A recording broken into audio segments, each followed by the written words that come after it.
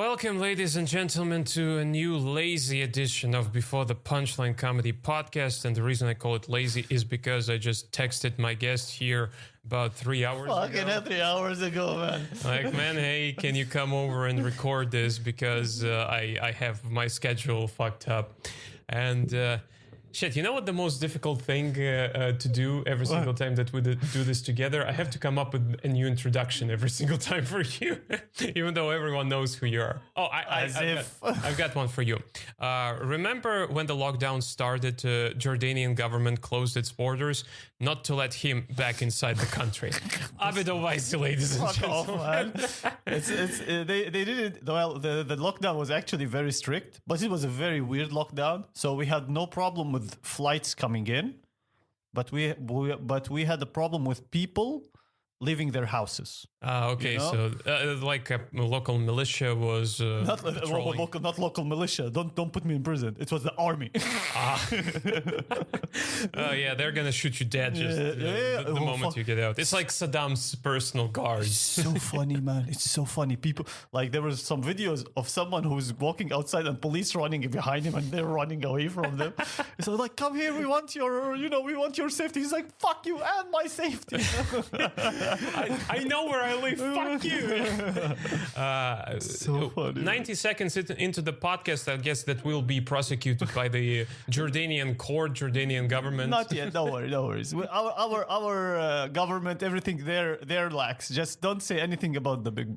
Okay, the big man. The big man. Yeah, Shut the fuck up, okay? Yeah, okay, I won't do that. And I have no idea who the big man is, but I know that there's a big man. Yeah, there is a big man, like quote unquote big man, like metaphorical. Yeah, he who should not be, Navalny?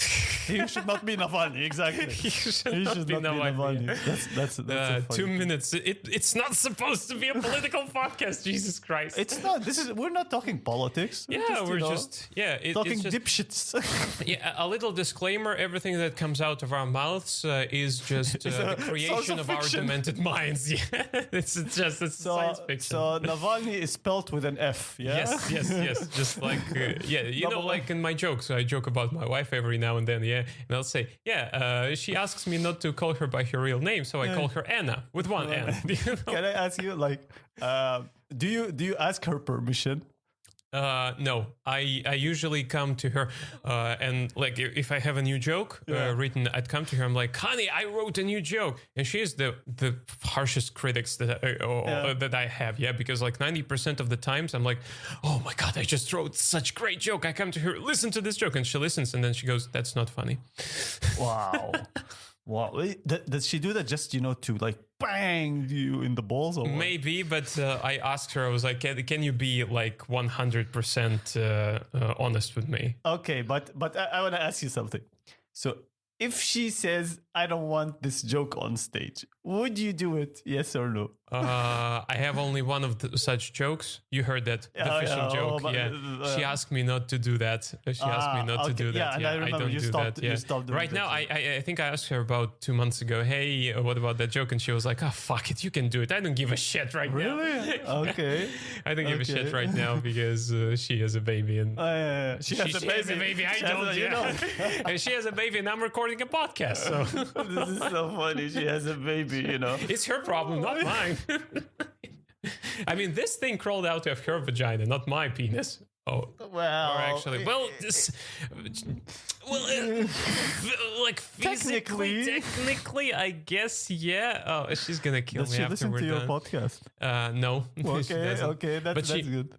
But she told me that, hey, once I get my head straight, like once that our daughter will not take so much energy out of us, it was like, I want to do a podcast with you. So she wants to sit down and record with me. You should put a fucking mask on. This is going to be a clusterfuck. Or here's what you can do. Give me the questions. I was in there. You'll be like a referee. Oh, like it's like a presidential debate. Man, believe me, it won't be a debate, man. And she's going to be like, you don't bring any money to this government. I'm like, bitch, it's not the government. It's this house. It's your apartment. You just called your wife a bitch on there. This is all from our fiction. He's not married. I am the married guy. I don't have any children, guys. I mean, for fuck's sake, me having children. Imagine how fucked up their lives would have been. Oh man. No, but I think you'll be a half decent father. Hopefully, I definitely hope so, or else my wife's gonna kill me. Yeah, man. Fucking hell. Oh man. Funny. Yeah. Yeah, but still, 2021. The last time we sat down, we were like doing the review of last year. Yeah, which is, by the way, one of the most listened episodes that we've done here. The most downloaded and listened to episode is still the first one. Be honest. How many? Well, no, I'll be the one honest with you. So I have many people in my family, and I tell all of them to download. They don't listen. They don't understand English. So that's okay. But you know what funny thing is that I guess that they're using VPN because when I check the locations, like 55% of the downloads of the first episode that we did came from Palestine.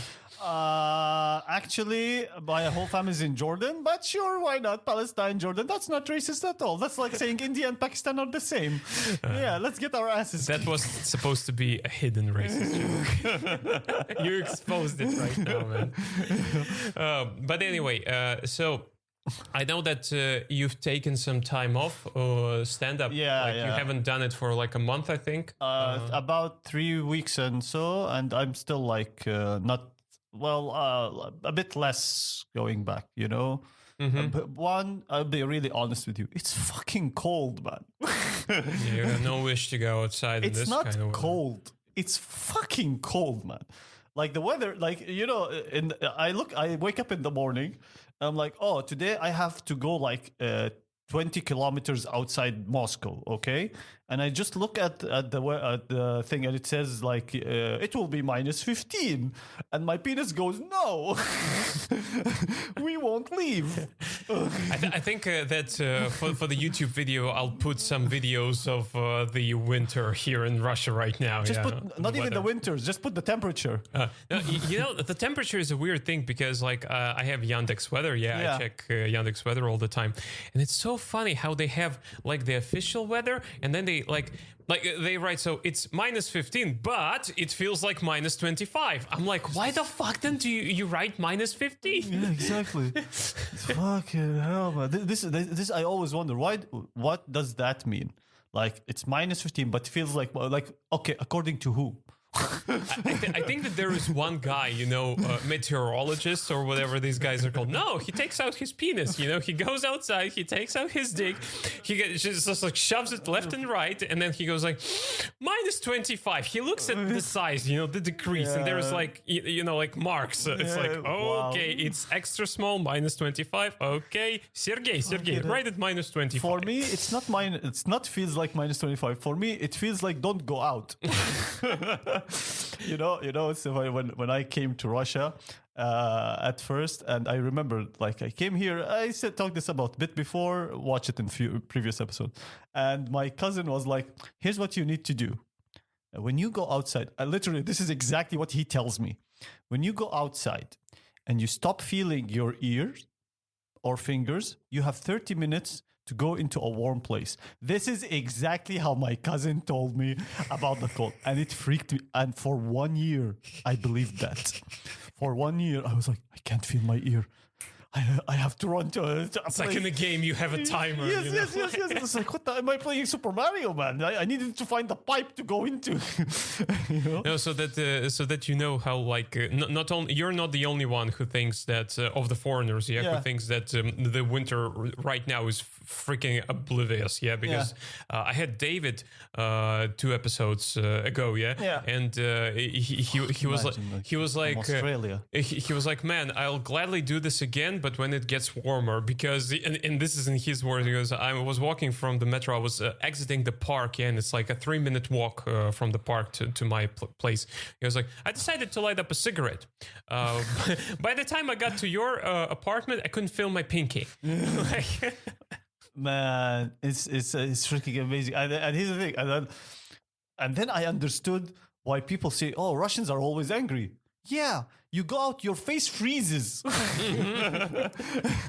You know, and it depends on how you go out. So I remember, like, if I go out, you know, I woke up at 6 a.m. I'm going to work. Of course, I'm not gonna be fucking happy. You know, I woke up like sad. Of course, my face is gonna freeze like this, and I'm gonna. Winter is actually the reason why I don't wear a mustache. Because Well, you don't wear a mustache. Well, you Yeah. have a fake mustache in your pocket. yeah, like you know, like some emergency mustache, you know, let's just and put it right. I'm a man. But you have to know because you have like all full scale facial hair, that when you go inside after this blizzard outside, like you try to open your mouth and it's like the skin comes off your face. I'll tell you something. Two annoying things about this. So when I have like a bigger, like a bushier beard, that's how like I have a beard that's George Bush, you know, on it. You know, imagine I was misunderestimated, whatever the hell he was talking about. You know, my IQ dropped when I said his name. Like, you know, and like when I have, you know, a bushier beard and I go out, it freezes. You get like it's like, you know, the icicles, they start coming out from here, you know, from parts of my beard. And it's so fucking funny because when I do this, you can hear like. Welcome to Russia. What can I say? Yeah. And what's more annoying about it is once you go into a warmer place, your face starts getting wet. Oh yeah. and it feels like somebody pissed on your face. what? Has anyone, wait. We will not talk about the details.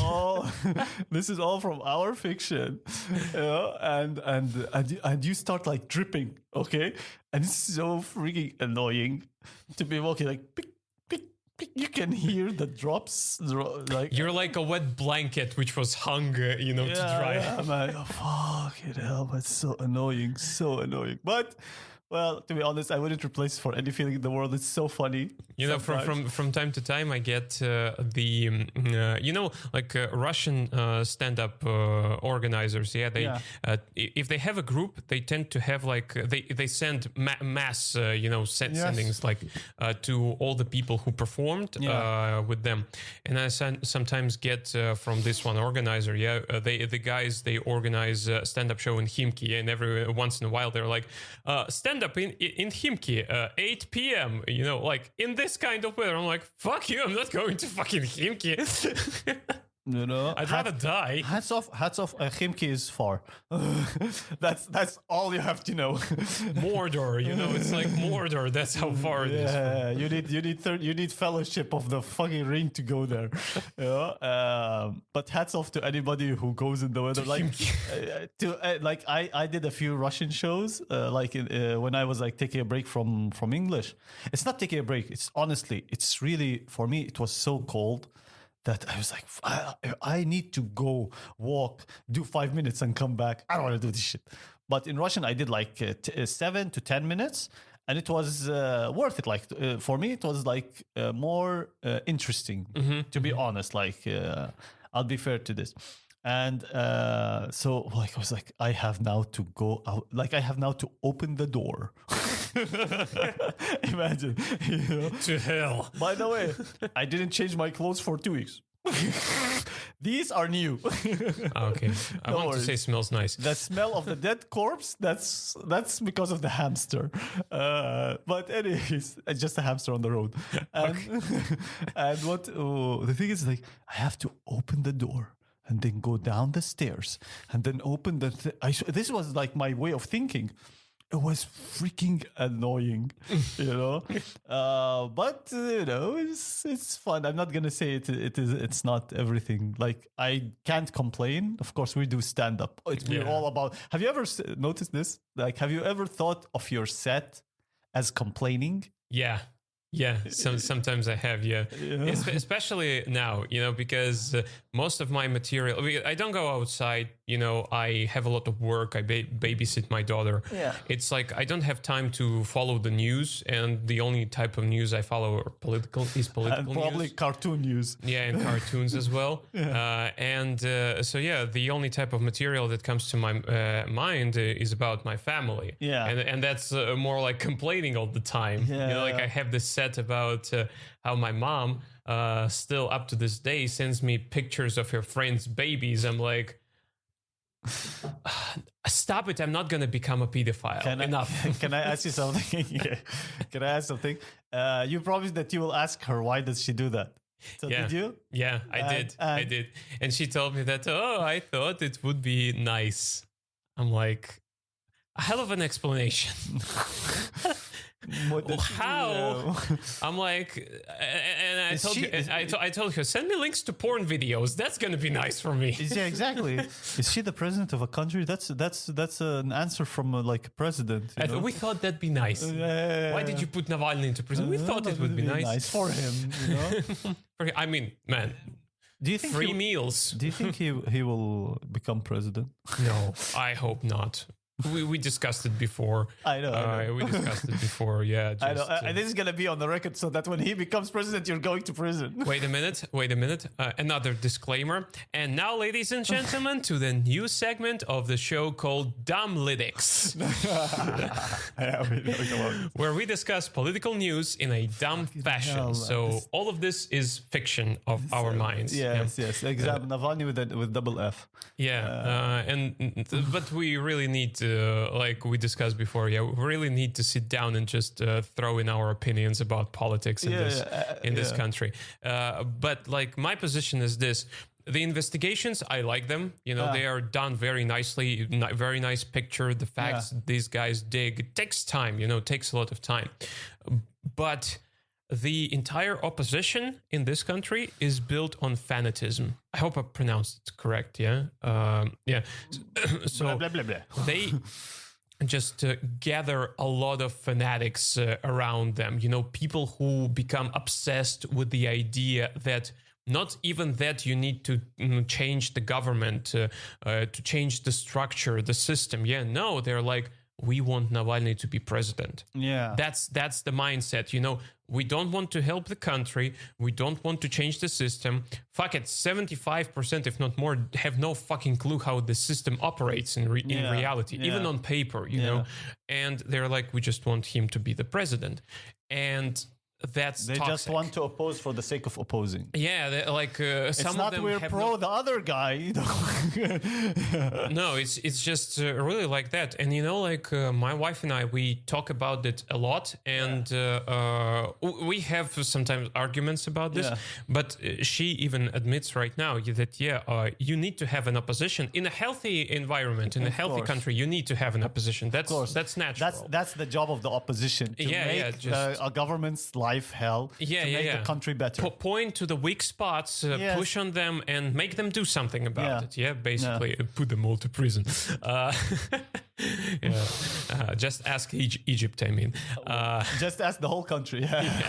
But you know, sorry for just like when I saw like the process, the only thing I just want to see who is protesting for the idea of freedom of speech and who is protesting for the guy. That's the thing. Yeah. You know, and like don't symbolize, like if you make a symbol out of him, once that symbol crumbles, your whole ideas will martyr. He's a martyr. They're making a martyr of him. You see, I don't think like he's being made a martyr, because martyr, that means he has to go away. You know, they're more like making him. Again, I don't know who's like, maybe he's doing this, maybe whoever's like supporting him, like in the country or the young generation, as I understood that the young generation in Russia are a lot of them are supporting dude, him. that's so freaking nice. I have a funny story about it. I found out, I first learned about Navalny back in 2012 when he was basically one of the right hands, so to speak, of then quote unquote opposition leader Boris Nemtsov. Yeah, Okay. So, and a lot of people think that Who is Boris Nemtsov? he is Nemtsov with an Z. Yeah. Okay. Exactly. He was the biggest critic of the government and Putin in particular. Yeah. The guy his political career goes way back into mid 90s. Yeah. And he always had a lot of support. Is his head still on his shoulders? No, or? he's dead. That's the thing. He was Dead as in like, as in double X's on his face. He was killed several years ago, late in the evening, right middle of next to Kremlin. right next to Kremlin. He was shot. Right Kremlin, next to Kremlin. That's a place located in Antarctica. Yeah, exactly. In Mordor. And Near Khimki. Jesus Christ. Now I want them to build Kremlin in Khimki for the sake of it. Why not? Ah, okay, okay. And so he was, in the eyes of many people, a true leader of opposition. And when he was whacked, the dude got whacked. Yeah. Yo, Tony, you need to go whack this bastard. I'm not. Wow, you just made it, and the Italian guy became an English guy. Exactly. Very nice, good accents. I like this. Yeah. Then he became a quote unquote opposition leader. He formed this FBK. What's it? Federal like something. Federal Bureau Against Corruption or something like this. Federal Bureau of Cunts. Yeah, Federal Bureau of Cunts. That's now nice. That's probably what the other team calls them. Yeah, exactly. Fucking Bureau of Cunts. And at first, they were just trying to expose corruption in this country because they had corruption in their name. They're the opposition. The opposition. And they were fighting against corruption. And then he realized, and this was a very smart move, he decided to start appealing to younger audience, to the new generation. How?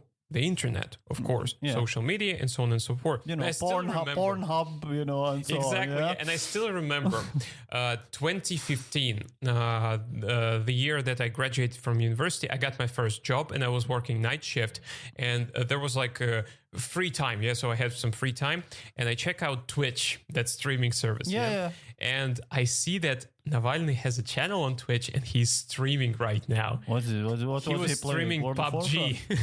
He was streaming PUBG. Yeah. So what he did, he called a very popular streamer back then. Don't remember the guy's name.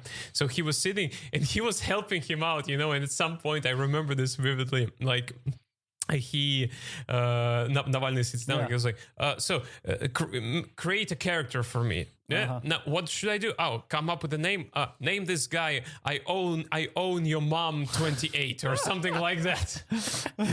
That was the first memory that I have of him. You know what's so funny about this? Media person. I think it was like the end of last year in the United States. This young senator, what's her name? AOC. She's like a Latina senator, and another one, Ilhan Omar, which is like a Somalian. They streamed on Twitch. Yeah, they streamed the game Among Us with like some really like famous streamers and so on. And it was so funny. So what they wanted to do, she had like, I think one of the highest, like 400,000 viewers, like in one set, like in 2 or 3 hours or 4 hours. No, that's impressive. Yeah. Well, of course, she's a senator and so on, and she really appeals to the young generation. And it was so funny. So why did they do this thing? Is they wanted, the game Among Us, it's based on voting, you know? Yeah. And so on. You vote someone out. And the whole base of this is that to encourage people to vote. Okay? Everyone voted against her. And the funny thing is her and Ilhan Omar, they never used the vote button. We have to remain neutral. Yeah, they're like, we encourage voting. Equal rights. we encourage voting, and the Twitch streamers, you know, those like good, like really good players, they're like, don't forget to vote. They were telling Ilhan Omar, they vote. I like it so much, you know. There is. When this entire thing with pandemic started in this country, there was one very suspicious thing among very popular YouTube bloggers, Russian YouTube bloggers. All of them, in the span of 1 week, released very long videos, like a 30-minute to an hour-long videos, where they kept talking about COVID and so on and so forth. And that's fine, you know, like you want to raise awareness and everything. But then one interesting thing that happened, that a couple of people, they just took the segments from these videos, and like the ideas, the agendas that they tried to push there, it was literally like the same formulation, like the same. They formulate ideas in the exact same words. So it was a text. It was a text, yeah. So what turned so it was out? a text from Samsung. You know? Exactly. So no official evidence, only side evidence. But the belief is that it was a government. I will tell you something funny. Yeah. In a certain country, okay, in the Arab world, let's be honest, in a certain country, this newscaster was reading a news bulletin, and this newscaster was saying like, and so this person died because of natural causes. This message was sent from Samsung. The fuck? I swear to God. Oh my God. I swear to God. Imagine how this is actually this is a totally true story. Somebody hacked the prompter, I guess. I wish. So what happened was the person who sends those bulletin, like, talk about this, talk about that, send this to the news agency, and the news agency, and there was an editor in the news agency. There's like a whole room of this. You know, I once went to television, and I saw all of like the equipment, like the direction. I was sitting in the back, you know, watching how they direct things and everything. And the editor was like, okay, put it on the screen for her to read. And she read it, and they didn't edit anything. Jesus. And then like, this message was sent from Samsung. And it became, of course, everybody knew that this happens. But then it was so blatant. Yeah. And what's so sad about it, it's so blatant that nobody did anything about it. Exactly. Yeah. And here it's the same thing, you know, because people initially because people in this country, they have their favorite bloggers to watch, but the viewers very rarely cross, you know, with each other. There are a couple of bloggers who do you know, videos together sometimes, but the audience usually doesn't cross, and it's pretty clear, that their favorite blogger releases a video about COVID, where like, and the tags were the same, like literally the same. Oh, you know, don't go outside, wear a mask. I have relatives who got COVID. That's the common line that they threw out there, and so on and so forth. This is the thing. But then when one person noticed that, and they just analyzed 10 different videos of 10 different bloggers, and they found that they had the same tags, like the same exact lines, like as if they were reading the prompter, or like a task was given to them. Imagine if this was in stand-up. Like, we all get the same, like, okay, guys, today you have to joke about dolls. Yeah. And we all get the same joke about dolls, that dolls are fucking freaky. And there was a similar situation a couple of years ago when the mayor elections were due in Moscow, And a couple of months before that, like again, Moscow again with in a K. Zimbabwe. You know, there is St. Petersburg in Florida. There is such a city, and like Moscow in Zimbabwe. With a K. Yeah. Exactly. And what happened was, again, a lot of bloggers, like very popular bloggers. Can I tell you something about this? It was 2018-17. Yeah, something like that. Yeah. I knew someone who worked somewhere there, and they told me, we already know. Yeah, exactly. And that was like a few. How do you say this? A few weeks ago, and one of the things was because the guy who was running, he was already popular. He was already like people knew him, but that person gave to me was like, we already know. Yeah, of course. It's already like sent. I was like, can you tell me this? And they were like, no, but who gives a flying tomato? But it's just like people got pissed off because one thing that people don't like at all is when you take them for idiots. Yeah. You know, and especially Russians. This is exactly Russians. And then again, when you have 10 different bloggers, popular bloggers, releasing the videos talking about, oh, look at how great Moscow has become with this guy as the mayor. Yeah, look at Park Gorького in Zimbabwe. How beautiful beautiful it has become. And literally, like every single one of those people had the same You know what I taglines want to do again. right now? I really want to Google Pargorkova Zimbabwe. I just want to see. It's like, you never know what you might find, you know? Because like in Egypt, Alexandria, I think that's the capital. I don't remember. No, Cairo. No, Cairo. Yeah, there's Alexandria. Never mind. And there's 33 Alexandrias in the world. You know, in Italy, I think in United States, and like in many other places. I was like, this is very interesting. Maybe you will find in Zimbabwe Park Gorkova. You never know. I was actually shocked when I found out that there is a real town called St. Petersburg in Florida, in the state of Florida in the United States. Yeah.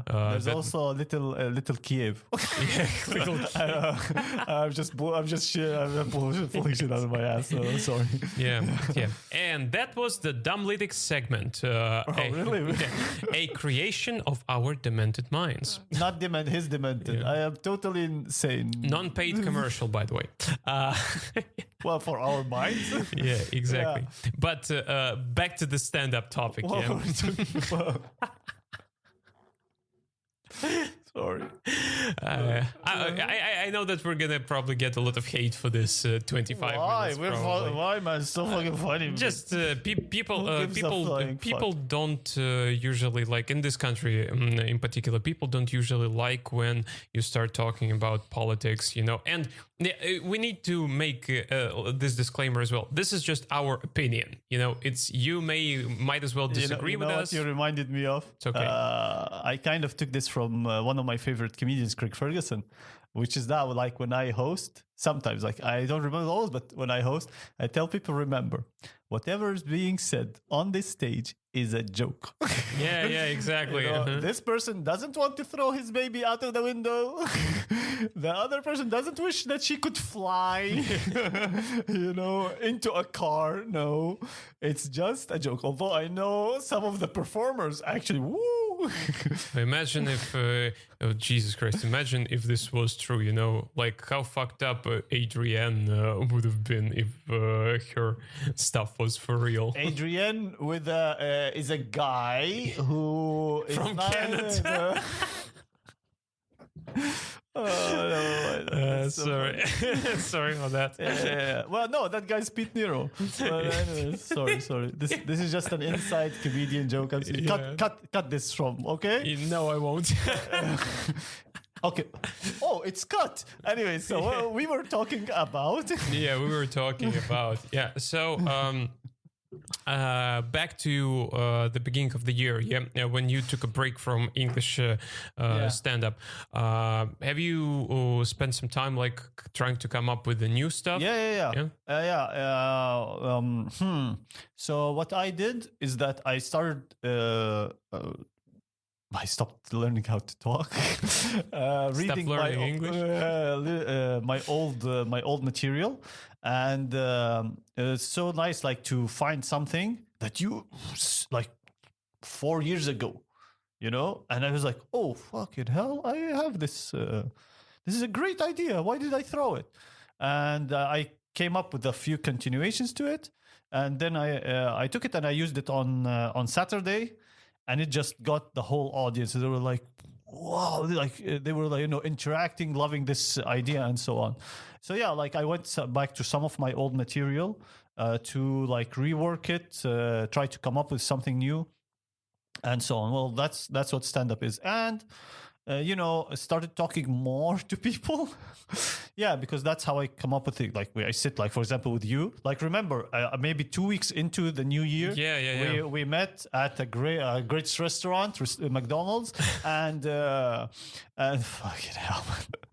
Why do I call it a restaurant? Officially, it is a restaurant. Well, yeah, McDonald's is a restaurant. That's like, you know, I don't know. That's like a 2-star restaurant, you know. You know, like there is every single time, like if we talk about supermarkets, for example, there is always in every single country there is like this shitty network of supermarkets, you know, just a piece of shit supermarket where all the spoiled, expired products are being sold and people don't go there. But if you have only like 10 rubles in your pocket, you will go there. Yeah, and whatever you label it, that's yours, you know. But no, so McDonald's is like a restaurant. That's like what? Like calling a bus an airjet. I don't know. Okay, hell, yeah. So we met each other and we were, shooting some ideas, and then I was like, wow, now like the fire came back again. It's like, yeah, man, I have with me as well, because like this is what I wanted to talk about as well. Yeah, because ever since the beginning of the new year, I wrote only 3 new jokes. Yeah, and those jokes I wrote like last week or 2 weeks ago when we met. Yeah, and we started shooting ideas, and I felt this, like inspiration. Like, man, like we started talking about this. Exactly. This is cool. I get this feeling back. Because I sometimes get a little bit depressed when I look back at the Sometimes. Look at my face, right? At the last 3 months of last year, when I was writing so much stuff. Like remember, I told you I had this marathon of like 3 months where I'm like, every week I need to come up with 5 new minutes. Yeah, doesn't matter if it's good or bad. I will get something out of it. Yeah, and that's exactly what I was doing. Yeah, and I wrote a lot of stuff. But the thing is that I don't want to exploit this stuff too much. For me personally, if at the beginning of the month I write a joke, and I've been using this joke, and I use this joke throughout the month, I don't want to use it in the next month, because for me it's kind of lame. I will tell you something that I do. It's kind of it ruins the joke itself, like, because I use the joke so many times, and at the same time I'm coming up with new ideas to it, and then I grow on one idea. But my problem with this is that if the audience is not fresh every time, they get tired of that joke. Yeah, and exactly. Here's what, for example, here's what I do. So I'll give you a quick example. Well, here's what I usually do, and then I'll give you the example. After I write the joke or whatever, of course, when I'm walking, for example, to you, which I fucking hate, and your stairs, oh my God, you actually do. This is what you should do. 70 stairs, 70 insults. Go ahead, man. Oh, man, no worries. Every stair, I already insulted you. No worries, man.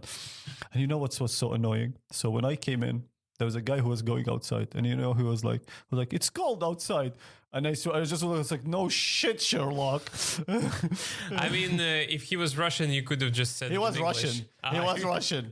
And I was like, and I just looked at it, I was like, fuck no, it's sunny, man, outside. It's sunny. It's a fucking resort, man. Exactly. Haven't you seen that? I'm going with a bikini. Yeah, there is the sea. Why do I hate this? Because sometimes this is like the questions, like when you're when you're in the toilet. So, are you pissing? No, I'm putting my head in the fucking water. What the fuck? Oh my God, that's the worst thing.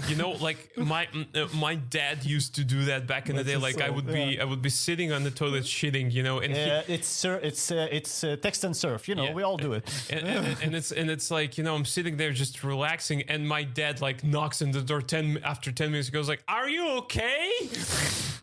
It's so like, or like, like, also listen, this is gonna go somewhere else, and I'm gonna do this.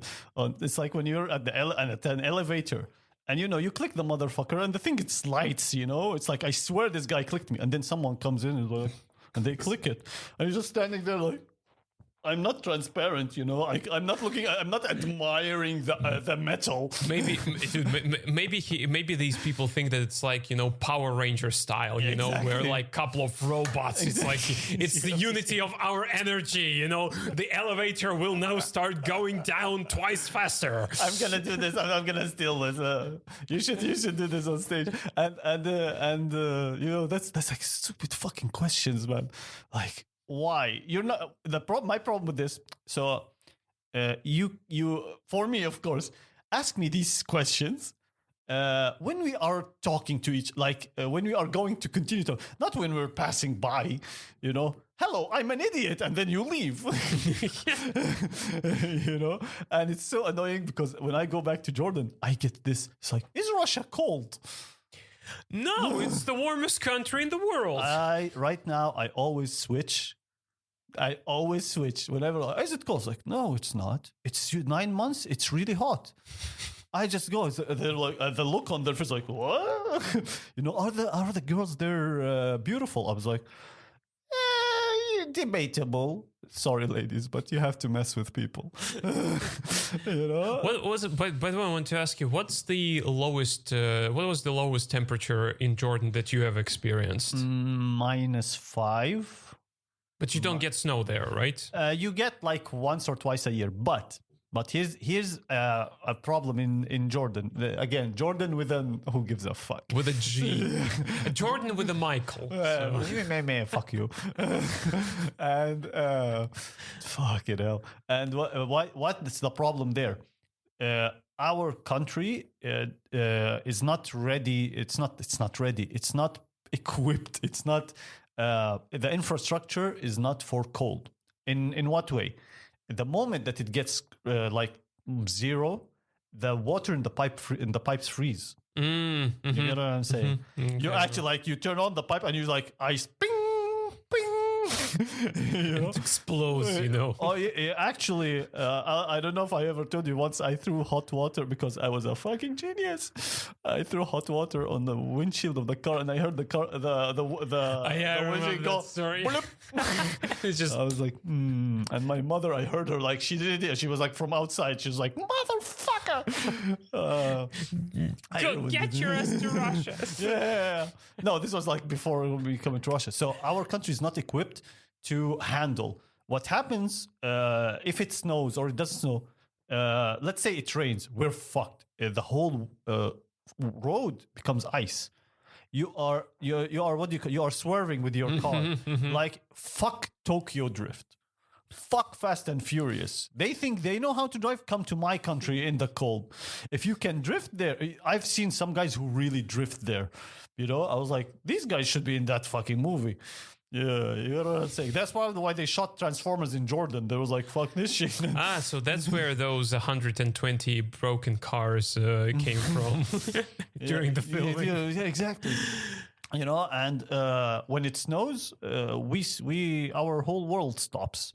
That's a huge. I bet that you cancel schools. Yeah. And some guys who are like, man, really, really good guys. They go outside because they already prepared their cars, or maybe they have like really like big cars, and like Jeep, whatever. And they like they write on Facebook. They write actually like messages on WhatsApp. They make groups. And they tell people, okay, we have people who are located in this region. We can help you if you have any problem, and so on. It's a great thing to see the solidarity of people, but again, it's a great thing to see how fucked up the country is.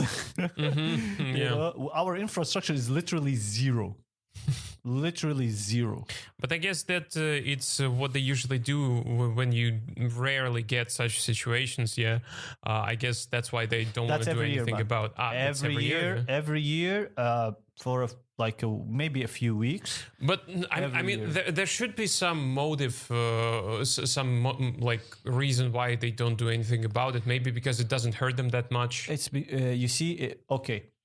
It does. It's millions of dollars are lost. There are also lives lost. You can say some lives. I was about to say some lives. It's like, oh, these guys don't matter. They're like once a year. No, like you have. It's like a chess play. Yeah, you have like lives being lost. The thing is, okay, so this is gonna sound. I don't know. We already talked about the hyena theory in on your podcast and. I'll tell you what this is.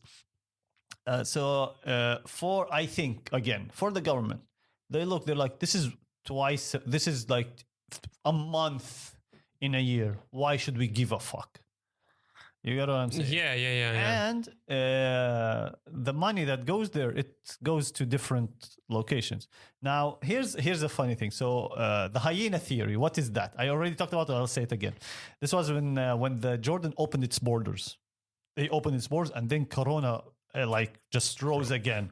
Okay, one official in the Ministry of Health came and he said, "Oh, fuck, I'm so sad to say this." He said, one guy asked him, like, "You opened the borders, so are you gonna close them? What are you gonna do? What are the steps?" He's like, "Have you heard? This is fucking like straight face. Have you heard the hyena theory?" And the guy was like, "What is the hyena theory? Let's see where this shit goes. This is probably like millions of views on YouTube." And it is. And the guy goes, when a hyena enters your house, I swear to God, do you keep the door open for it to leave, or do you close it so that it eats your children? This is, by the way, this is a riddle. Once you find the answer, you can write it in the comments. Good luck. I was like, the watermelon. That's the answer. Yeah. Are you a retard? That's an answer. Let me answer you this question by asking you a question. I swear to God, the whole country went like this. And this is an official in the this is an official in the Ministry of Health. So this is not a joke, by the way. I really have to get the clip and translate it, and I'm gonna put it on my Facebook page for everyone to see how geniuses we are. Oh my God! Back to what were we talking about?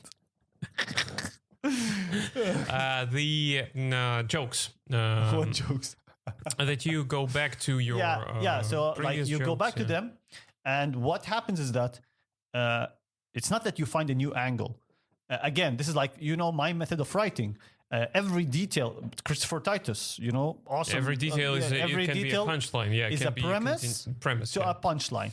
So now to the example for this. So I was writing a joke about my best friends. I was like, so this is like when I went to Jordan, back to Jordan. My best friends were supposed to pick me up. And the whole story of it is, what happened is that I went out of the gate. I was like, I'm gonna see my best friends, and there was nobody. I was like, I'm fucked, And then I get on the intercom, like, Abed, you're Abed Owaysi, and they say like the name of my friend. Like, he tells you to go fuck yourself, And that's my best friend. Like, who is a best friend now? Who is a best friend? A best friend is someone when you're in the toilet, doing your business. What's the difference, between a friend and a best friend? It came from this idea that a friend would call you, check on you. A best friend would call you once a year. You're dead. No, great. And then goes back. Basically, you want to say that your mom is your best friend, right? No comment. But she is, to be honest. Did I tell you this about her? When I came here to Russia for the first time, I went back. No corona, don't worry. Not yet. And so when I went back to Jordan, I went to my room because I'm a strong, independent man, which my parents I live. And I went there, and I went to my room, and I was like, oh, it's my room. So I opened like the closet to put my stuff inside, and I find a samurai sword. The fuck? I swear, I was like, Now, I got it out. It's a fucking samurai sword, man. It's literally a fucking samurai sword with all the enemy sword, It's a sharp shit. And then I'm okay. I'm okay. I was like, it's probably like I smoked before it. Okay. But I was like, maybe it's my imagination. Maybe this is probably my imagination. So I put it on the side. And I'm still, putting my things, and I find a police baton, a police stick. I was like,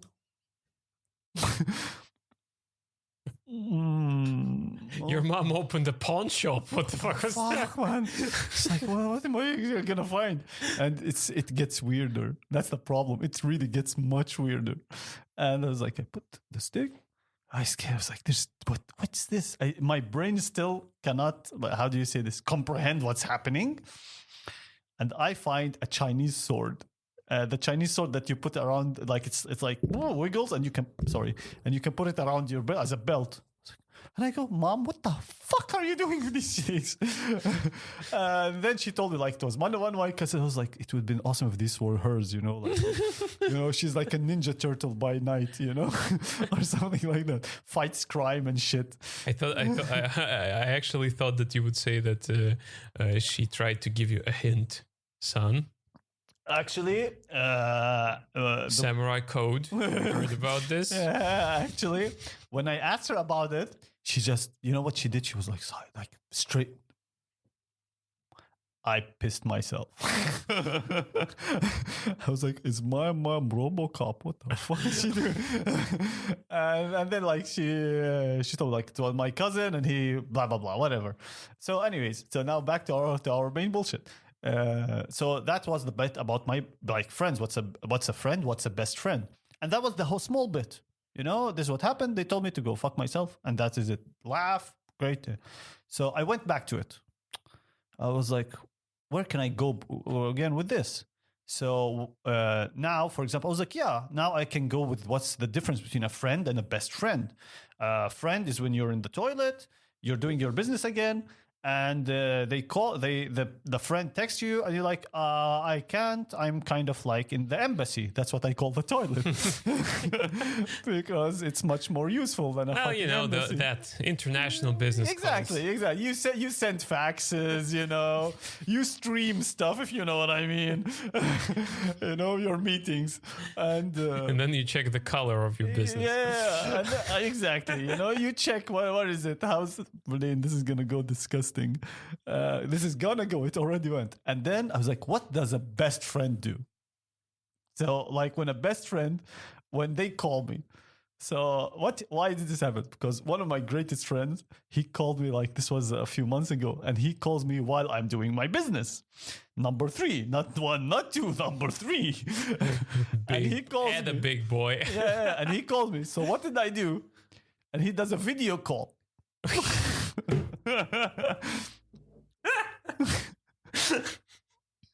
So I debated it with myself for like half a second.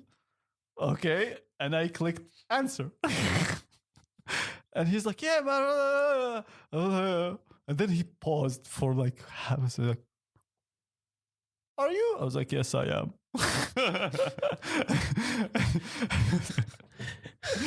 I was like, I was like, I just, there's no silence. It's like, so when are you finishing? I was like, what's it to you? I might be here for a while. There's a shampoo. I'm reading its ingredients at the moment. What the fuck do you want?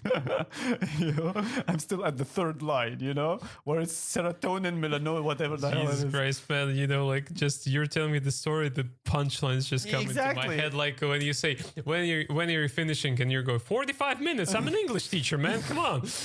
That's it. See how it works? You suddenly you come up with shit. Literally. Literally, yeah. You get what I'm saying? Yeah, and then like I would continue. Oh, this is a fucking great idea. You know, and then I would continue. I was like, remember, yeah, this is my best friend. And what happens is one friend I know. So yeah, and then it went more. With one day, I helped one of my friends with some money. And this guy, and then I forgot about it. I literally forgot that I gave him an amount of money. It's not that I give everyone I want money, so don't fucking ask for money. And and what's so funny is that I don't know after how long I saw him, and he was like, man, I really need to give you your money back. And I was like, what money? And he started reminding me that I gave him money. And he's so funny that I was like, no, man, I didn't give you shit. And he was like, no, man, you give me this amount. I was like, no. And so we were debating my fucking money. And you're like, no, I didn't give you anything. Yeah, exactly. Yeah. And then it's so funny. Then I was like, oh, yes, I remembered. So he was like, so what? I was like, when are you gonna give me my money? He's like, what money? I was like, what the fuck is that? How does that work? And it came to that, you know, you get what I'm saying? It's like how a set grows more and more and more. But you just go back to it and don't read it. Believe me, man, don't read it. It will be weird. Your wife will find it weird. Your daughter's gonna say, "Oh fuck, I reincarnated into this body with these parents. What the fuck?" You know, wait for it. For as much as I know, she can become a comedian in the future. Man. So like she'll be like, "Oh my god, look at this father, man. I'm watching cartoons. I'm shitting myself, and this guy is talking to himself. What the fuck?" And like he's telling other people, some complete strangers about it. Yeah. So the whole idea of it is that don't read from it. Walk and talk. walk and talk to yourself. That's what I do. This is why I actually really like which I fucking hate, when I walk from the metro station to your place, because I'm by myself and I just talk. You know, nothing but a voice in your head. Not a voice. I talk out loud. Okay. I really don't care about what other people think of me, because who gives a fuck?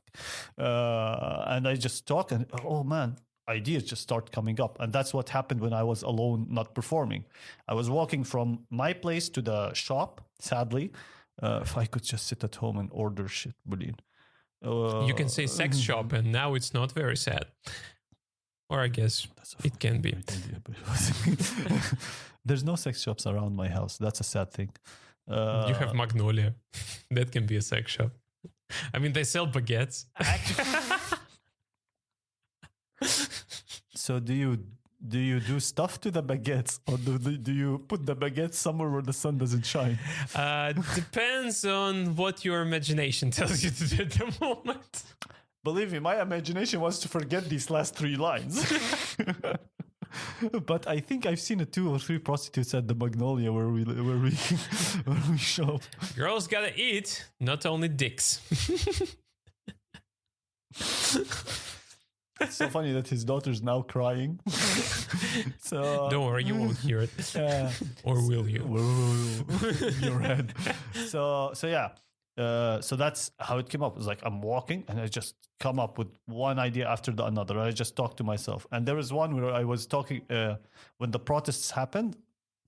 Man, I was talking about how I want to be a dictator again. Oh, I remember that. So funny. Yeah. You know what I wanted to do?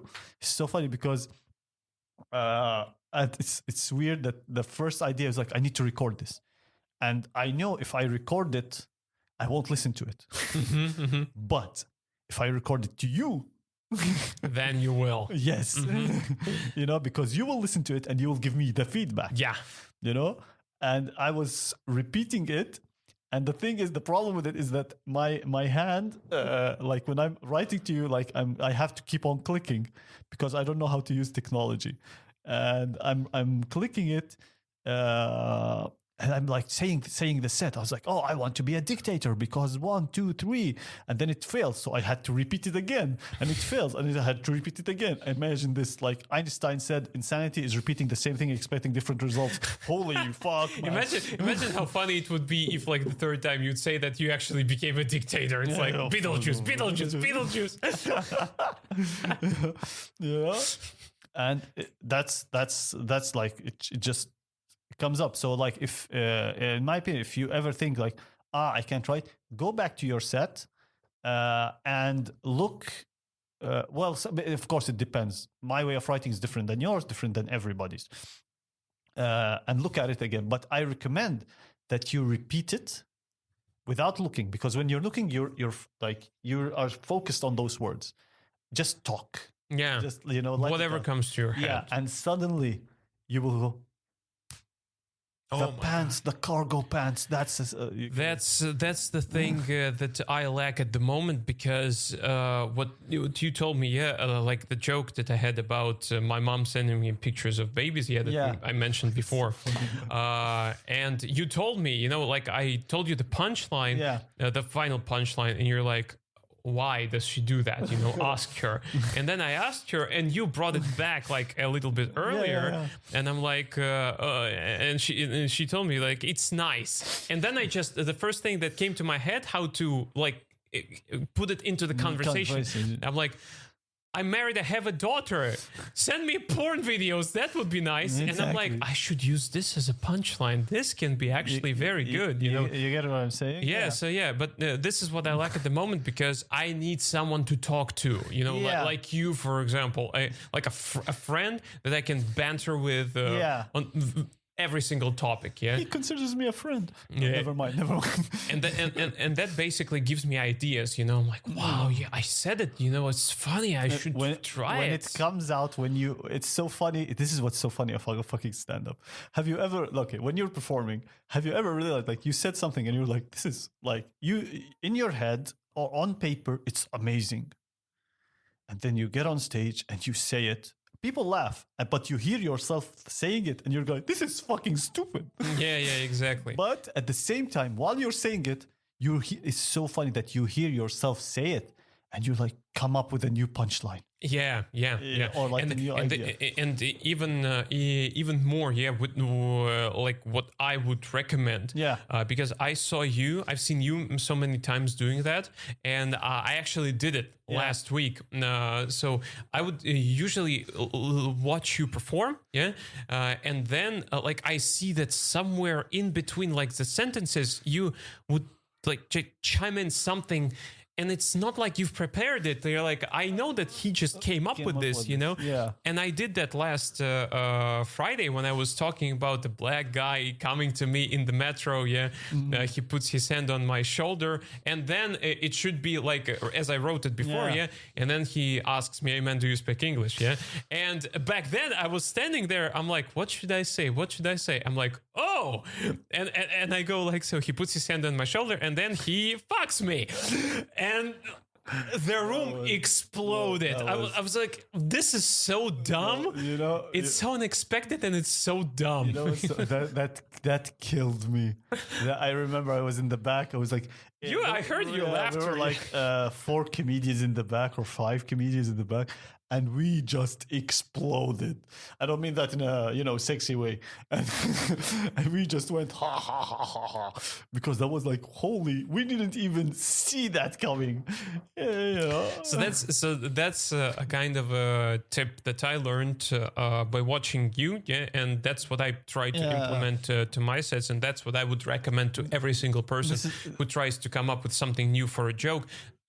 Don't be afraid to, when you use your joke, you know that the final punchline will be good, so don't be afraid to throw in ideas that you come up with in the middle of the joke. Nothing, it will not spoil anything. One of the reasons that I kind of like went a bit back from performing a little bit was so this is gonna be a bit harsh because of the performers. This might be mine, but this is like for me. Like sometimes you instantly know when this person came up with. You're like, I enjoy this person for, like Mumsy, for example.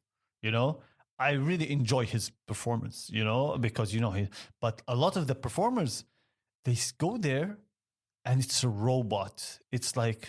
And then he said to me, I will put my finger in your eye, something like this. I know what you mean. It's like as if they're reading a book. Yeah, well, I know we talked about this with no intonation before and everything. Not only that, it could be funny. And in Russian, this is why I was like, I'm fed up with the like watching performers in Russian because they all have this same.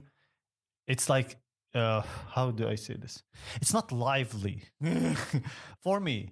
They're funny. I see people just like laughter, applause breaks. Everybody is laughing.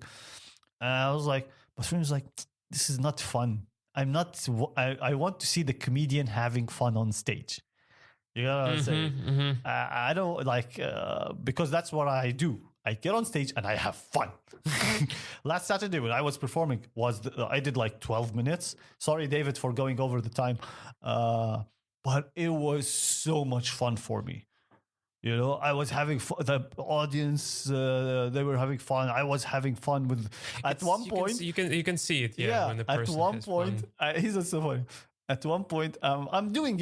I'm just saying stuff, and I wanted to do a joke. I knew they would hate me. I knew it. And I was just paused. I just looked at them and here's exactly what I told them. I was like, you know what? I want to do a joke. You guys are going to hate me, but you guys like me too much, so I'm not going to do it. I think you said, I'll leave it for the end. Yeah. You said I'll leave it somewhere towards the end. And by the end, I did kind of, it's not that, but I did something to keep them keen. I did that and I just like... you finished your set like, come back next time or something I was like, that. you want to hear what was the answer? And they were like, yeah. I was like, come back next week. And you're not performing this week, so fuck you. You're like a president. You guys are doing good. Oh, that's so funny. But yeah, So one of the reasons is I kind of stopped because I stopped. You see, I told you I would go there. I would enjoy people's performances. I would watch you. I was like, what the fuck is this guy gonna come up about his daughter right now? You know, or like your life or whatever. Sergio, for example, who's now also like he's in hiatus a little bit. I used to like when he would perform because of the stories. You know, and because I know how much effort he put in it. Mumsy, for example, I enjoy his presence on stage, you know, how he performs and everything. Again, this is for me. The rest, I feel that, guys, I'm not, for me, again, maybe they are, but I don't feel it. You are not enjoying yourself. You don't want to put the tags, but there is, I think, a good word that describes such thing. It's like generic. It's no. I don't. Well, in my opinion, maybe my definition of generic is different because for Probably, me, yeah. generic is something mundane, ordinary, routine. But let's just say that it's something close to what you've told me before so many times. Like, don't try to be funny. Be funny. Yeah. And you can see that the person is trying to be funny. Yeah. Because you know how a person talks. And this is the thing. Sorry for interrupting. Yeah. What I enjoy about stand-up these days, in Russia at least, in Moscow, and in particular about English stand-up, we get a lot of performers who are trying to bring themselves on stage. You know, it's not like they're trying to copycat the comedians, the popular comedians. No, you talk to a person off the stage and then they go on stage and it's like the same person. And that's what I enjoy very much. One thing that this could be said to a few performers, not all of them. Not all of them, no. But because some of them, I remember I would look at them and say, would you say this at home? How would you is this how you talk? And they're like, no. I was like, and you can see they're not trying to build, but again, in stand-up, you never get who you are until you're way into it, unless you're Oleg Denisov, who already knows who he is on stage. Yeah. They don't know. So maybe they're trying, but again, even if you're trying, you can see deadpan performers, such as Vasily Medvedev, who can be deadpan, just genius. He is for everything amazing, but you can see and you see that he's enjoying himself on stage. Yeah. It's okay. Yeah, it's but then again, it's not a very often case when a person comes up with a character or with a particular delivery on stage. Yes, specifically for the stage. And they enjoy playing this character. You don't get that very often. Yeah, of course. He's experienced and so on. This guy has maybe thousands of hours behind him. But the thing with it is that even if he's deadpan, how would you describe deadpan performer? I would say that a person who has very monotone delivery, dead delivery. It's like a living corpse talking. Wow, something like okay, well, which looks like one. And the thing with that deadpan is that you enjoy, and I enjoy watching him. He could talk. He could be on stage. And I could do plug my ears and I would still enjoy his performance. That's the thing, yeah. And for me, I don't hate on deadpan delivery. Yeah, no. For me, a deadpan delivery can be very nice if a person has the jokes to back it up. Vasya is a great example. Yeah, Chaparyan is another example from Russian comedians. You want to talk popular comedians? Richard Herring. The guy Herring he's not deadpan. He's not really. He's not deadpan. He's one of the greatest storytellers. He's not deadpan. Is he or am I confusing him with Mitch Hedberg? Mitch Hedberg. Yeah. Mitch Hedberg. Yeah. For some reason, I confused. If you didn't know this about Mitch Hedberg, I don't know. Do you know that Mitch Hedberg had always each time he performs, he has stage fright? Yeah, I know. That's why he looks down. He never looks at the audience. Yeah. I meant him. Yeah. He is one of the best examples of comedians from the 90s, I think. From the 90s who achieved great success just by the jokes. Actually, it were you want, his you jokes. want something funny? He wasn't successful. You know? He was not Chris Rock successful. Oh, He of wasn't. course. He was not Kevin Hart successful. He was not Chris Rock successful. No. like he wasn't. He was the comedian who all comedian loved and enjoyed watching, and they all wished for him To break out. to be like to just, and he was like on Letterman or on whatever, like and like he had his genius. If you have never Mitch Hedberg, watch him. He's the only comedian who, if you tell his joke, if you read his joke, it's not funny. If you hear it with him, like with the rhythm he does, it's hilarious because of the way he would put And it's a damn shame that the guy passed away way too early. too much coke, I think, or alcohol. Whatever. Yeah, but way too early yeah. anyway. And he was one of the for in his case, him and Greg Giraldo, who also died of, I think, alcohol overdose, whatever, like too much alcohol, or like I don't know. I don't remember if he committed suicide. I don't remember that. I don't want to like no, but they were so in the 90s and also fuck, I forgot his name. Berlin, I forgot his name. One of them, like, so there are three performers, three comedians. What happened to them in the United States? So you have to break into Letterman. Yeah. That's the first, like one of the first step, biggest steps. And the second step is your own sitcom or your own show. You know? And the moment that doesn't happen, they go from like being like they themselves like on the top of their game to the moment that they get rejected, they just drop. Yeah. And that's when the alcohol abuse comes and the cocaine abuse. The third one, isn't that Patrice O'Neill? No, Patrice died of diabetes in 2011. Okay. Yeah, Patrice was the kind of guy who's like, I am diabetic, but sugar. That's what Patrice. He was great, man. He was great. Patrice, you know, sometimes you look at the deceased comedians, and you're like, I wonder what would have happened if they would live up to this day. What if Twitter was at Mitch Hedberg's? Imagine if Twitter was in the 80s when Carlin broke out on national scale. Oh my God. And imagine Ben Shapiro arguing with George Carlin. and one of the things is that 1 second, sorry, I just like, for example, Patrice O'Neill. This is like from the comedians talking about Patrice. Patrice was a rare case of who gives a fuck. Like, for example, Greg Giraldo, Hedberg, and I forgot the Richard something, I think his name was, but I forgot his second name. I'll Google it right now. And so what happened with those three comedians? Again, their main idea is sitcom. If they break out into a sitcom, this guy committed suicide. Lewis? No, Richard.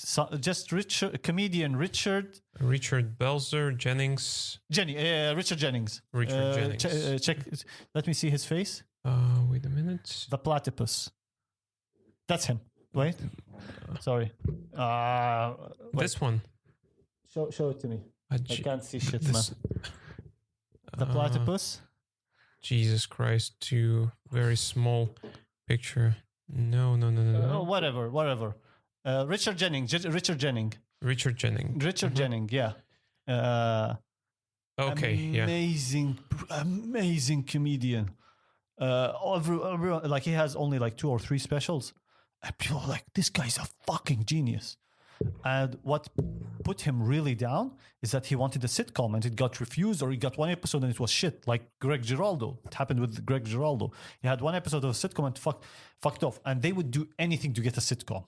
Literally anything. And I think that, sorry for interrupting you, but like they would usually look for financing because nobody would finance them. And this, I think that this is exactly what happened to Louis C.K., because he financed his own sitcom. He put all of his money into the sitcom. I don't know about Louis C.K., but I'll tell you like why these guys stopped and where Patrice O'Neill came. Patrice O'Neill came, and one of the comedians was talking about this about Patrice, that he would go into a board meeting discussing about the sitcom. Yeah. And they would be like, and so he and Jim Norton, one of his like good friends, they would be, I think it was Jim Norton, they would be sitting in front of a board of like CEOs, Fox or whatever, and they were like, okay, so your sitcom has too many black actors, for example. This is just a wild example. And then Patrice would stand up and say, do you know funny? Yeah. Not too many black actors. Sorry, they would tell him, "Oh, this is not funny. This concept is not funny." And Patrice would stand up and tell him, "Do you know funny?" So I'm sorry for going. It was Rich Voss. So no, he didn't commit suicide. Rich Voss still alive. So it was Rich Voss and Patrice O'Neill. They went to a board meeting to make a sitcom, like to discuss, to talk about a pilot for a sitcom. And the board meeting, they were like, we don't think this is funny. Like, this is not too funny. Maybe you should say this, or maybe you should put this. This would be funnier. And so Patrice stands up, and he goes, "This is like their chance to break out. Their huge chance to be like, whoa, like literally movie fucking stars, launch into the stratosphere." Yeah. And he goes, "Do you know funny?" And he goes, and he starts insulting every board member. And then he tells Rich Voss, "Stand up, let's go." And Rich Voss, why was he sad? Because it was supposed to be Rich Voss's idea, like his idea, and it was like his own idea for a sitcom.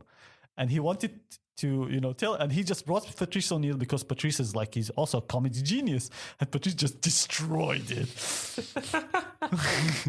So one other example. It's like it's like, it's like when you're going for a heist, and someone takes a brother, his little brother or a cousin, who spoils everything. Yeah, you go to a heist and you take a comedian, comedian. Hey, here's my card. It's like, let's blow up the world. You know what else I can blow up?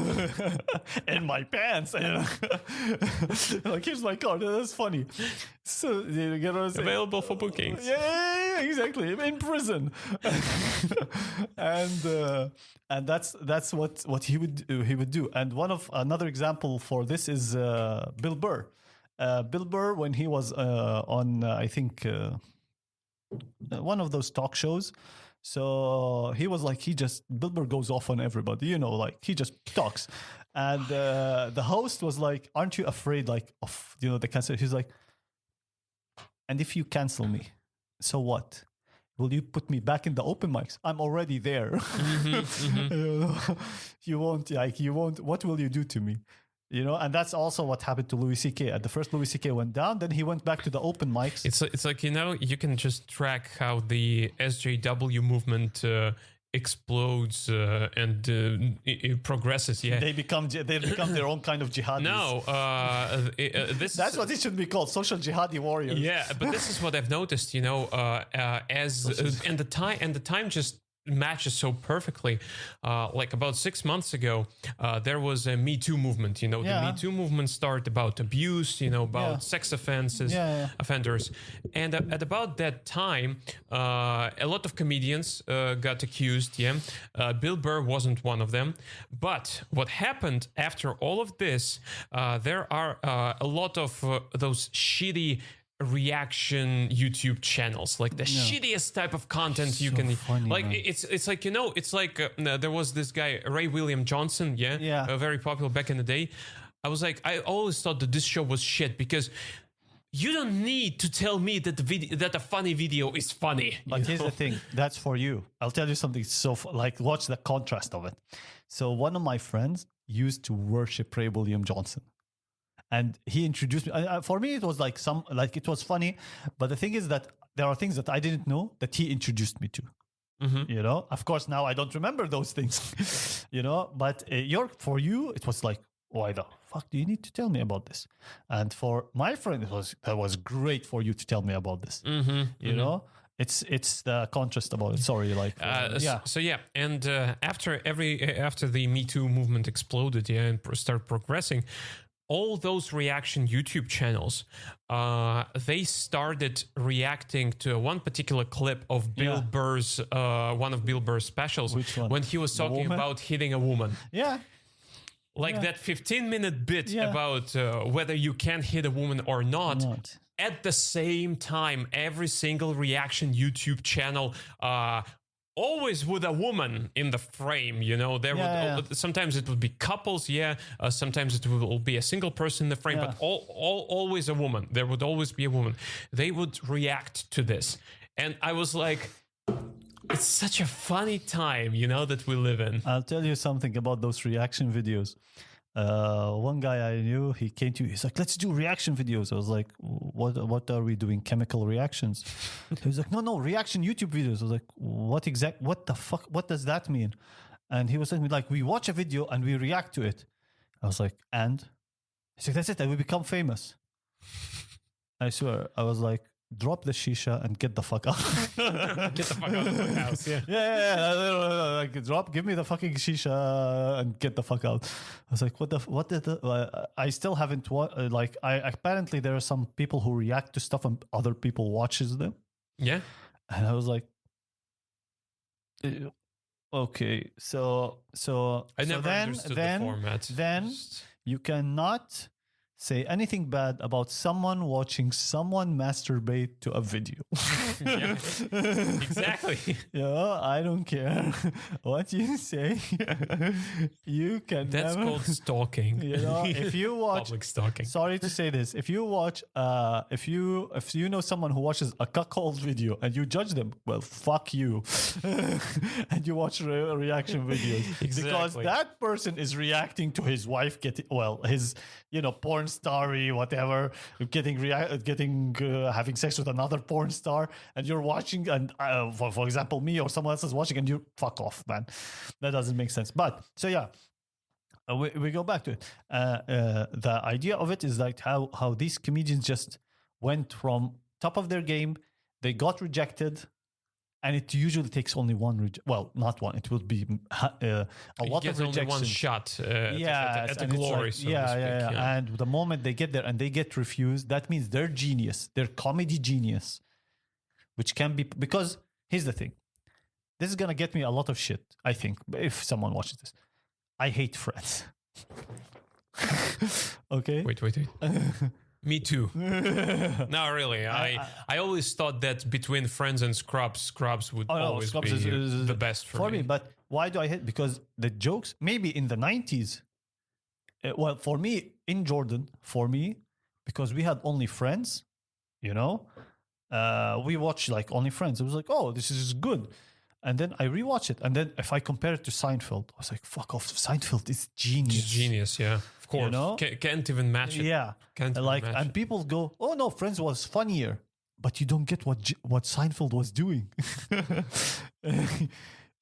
Friends, but another thing is, after also watching sitcoms, after watching stand-up, after understanding stand-up, you understand that they were like, so what's jokes today?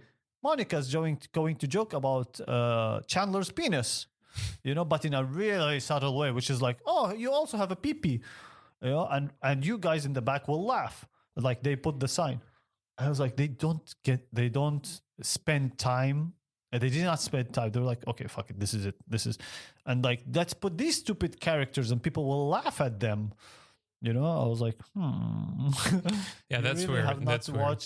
You really have not seen, so what happened with those comedians is they're comedy geniuses. And then they see something. I'm not going to say as Friends, because let's be honest, 10 seasons Friends it was like billions maybe watched it. Oh, of course. Yeah. So it even up to this day, people watch it. Had to have, its appeal. And they would see someone watching Friends and not watching their sitcom, that would actually destroy them. It's like us when doing stand-up. Mm-hmm. You tired on your fucking joke. You spent hours, and then I get on stage and do improvising with them, all this. What's your name? Anna. That's an Arabic name. People laugh, and you're like, fuck you. Or I get on stage and I say a Russian word and I get an applause break for it. You, the guy who was tired on writing it in English, doing it, you're like, fuck you, man. Yeah, happens. But you don't say. Now, imagine this on a much larger scale. Oh my God, man, yeah. That could get you into depression. Oh, it's. Well, I think like sometimes it happens to us. Like Yeah, when I get on stage, I'm like, and people laugh at. So Russia is cold. Ha ha ha ha. and you're like, you're sitting in the back, is like, what's so funny? Have you ever been like- I get pissed off right now at this because I really like you said, I spend time writing my material, and then I see a foreigner going on stage and saying something in Russian with a stupid accent, or like going with a very simple joke, oh, look at this, I'm a black person, everyone takes pictures with me and blah blah blah, as if I'm a museum item, or something like that. You know what's so funny? Although I really respect the comedian who does that joke, I really love, I really loved watching this guy perform, but I really don't like that joke. I don't like that joke. You know why? Not because this particular comedian does that, because I've seen two more black guys doing the same joke. Because it's the first thing that comes to your mind, it's the easiest thing. Yeah, and not only that, you know why? It's that joke pisses me off, because when that really good comedian does it, it's not you, it's not your level, you can do so much more than this, and he does he does. But the thing is, he doesn't go this is what, for example, he doesn't go more with it. When I do stuff about me being an Arab, okay, so it's very generic Arab, let's be honest, terrorism, bombs, blah blah, and so on. How more can I go with this? One of the more things, which was, I read the CV of fucking meat. I don't know if I ever told you about this. No. This came up to me it's so stupid, man. I want to buy kalbasa, okay? And I have to hold every kalbasa, and I have to read the ingredients. And I started reading what's gaviadin in English? I forgot. Lamb, sugar, pig. Fuck, go. Okay, the other one. It's like Tinder, Blaine. It's like I'm scrolling, swiping. Yeah, swipe. It's like lamb, blah blah blah, and then I look for the one which has the halal mark on it, and I start I need I become Sherlock Holmes, man. The magnifier. I need to look where is the one. Oh, they don't sell it here. It's annoying. You can't imagine how much. Now my idea is, I have never heard any performer talk about how they read the CV of a fucking kalbasa. You know what I'm saying? Exactly, yeah. It's take it. I would love to see them do the one I get, and people take a picture of me. Take it again. What's the next step? Okay, great. They take a photo of you. Okay, what's again? I think he goes. But to be honest, I heard more. Not the same. It's the same, how do you say this? The same premise of it. It's we're the first people, blah, blah, and all that. I wanted to go at some point with one particular situation that happened to me. I think I told you about this situation before. It was a couple of years ago. I still hadn't met my wife by that point, and I had a date, Can I tell you something retarded? Yeah. So I remember when you were married, I was sitting with another performer, comedian Dasha, and I was like, let's start betting how long are they going to stay together. You gave us 6 months. You made me lose that bet so much. I'm like, fuck. But like you said, you're happy that you were wrong. Oh, of course. It's not that I was wrong. I was wrong, you motherfucker. It's of course, I'm an Arab. I'm never wrong, man. I won't argue with that, because I know it's senseless. Exactly. Argue with an Arab. Hell, man. Yeah. So I came to the meeting spot, and she texts me, "Oh, I'm gonna be 15 minutes late." I'm like, "Okay." So I'm standing there pacing around, and I'm there are only 3 more people with me at that spot. And one of them is a girl, and she's talking on the phone, apparently with her boyfriend or someone, And she goes well, I don't know, this place looks... And I don't know how you can find me. And then she looks at me and she goes oh, there is a tall guy in a funny baseball cap standing right here next to me. That's how you, that's how you can find me. I'm standing right next to him. I'm like, Really? What the fuck are you? A traffic light? Apparently, I'm a fucking Pushkin monument. Well, man, then, you should have read what's stichi in English? Poems. Yeah, you know? exactly. Like the whore next to me, right? This was my moment of popularity. That's so funny, man. When I got attention, I was the Imagine center someone of like attention. be like, oh, I'm standing next to the guy with the gun. So fucking stupid. Oh my god. You know? But yeah, so about the writing thing, when you do that, like, okay, break, blah blah, and all this, and you go back to the lines, you read them, you make them funny. And again, about this, sorry, my mind is going too many places. No, it's okay. Why is like, for me, a lot of the performers, I told you, if I stop enjoying something, I fuck it. I stopped enjoying stand up.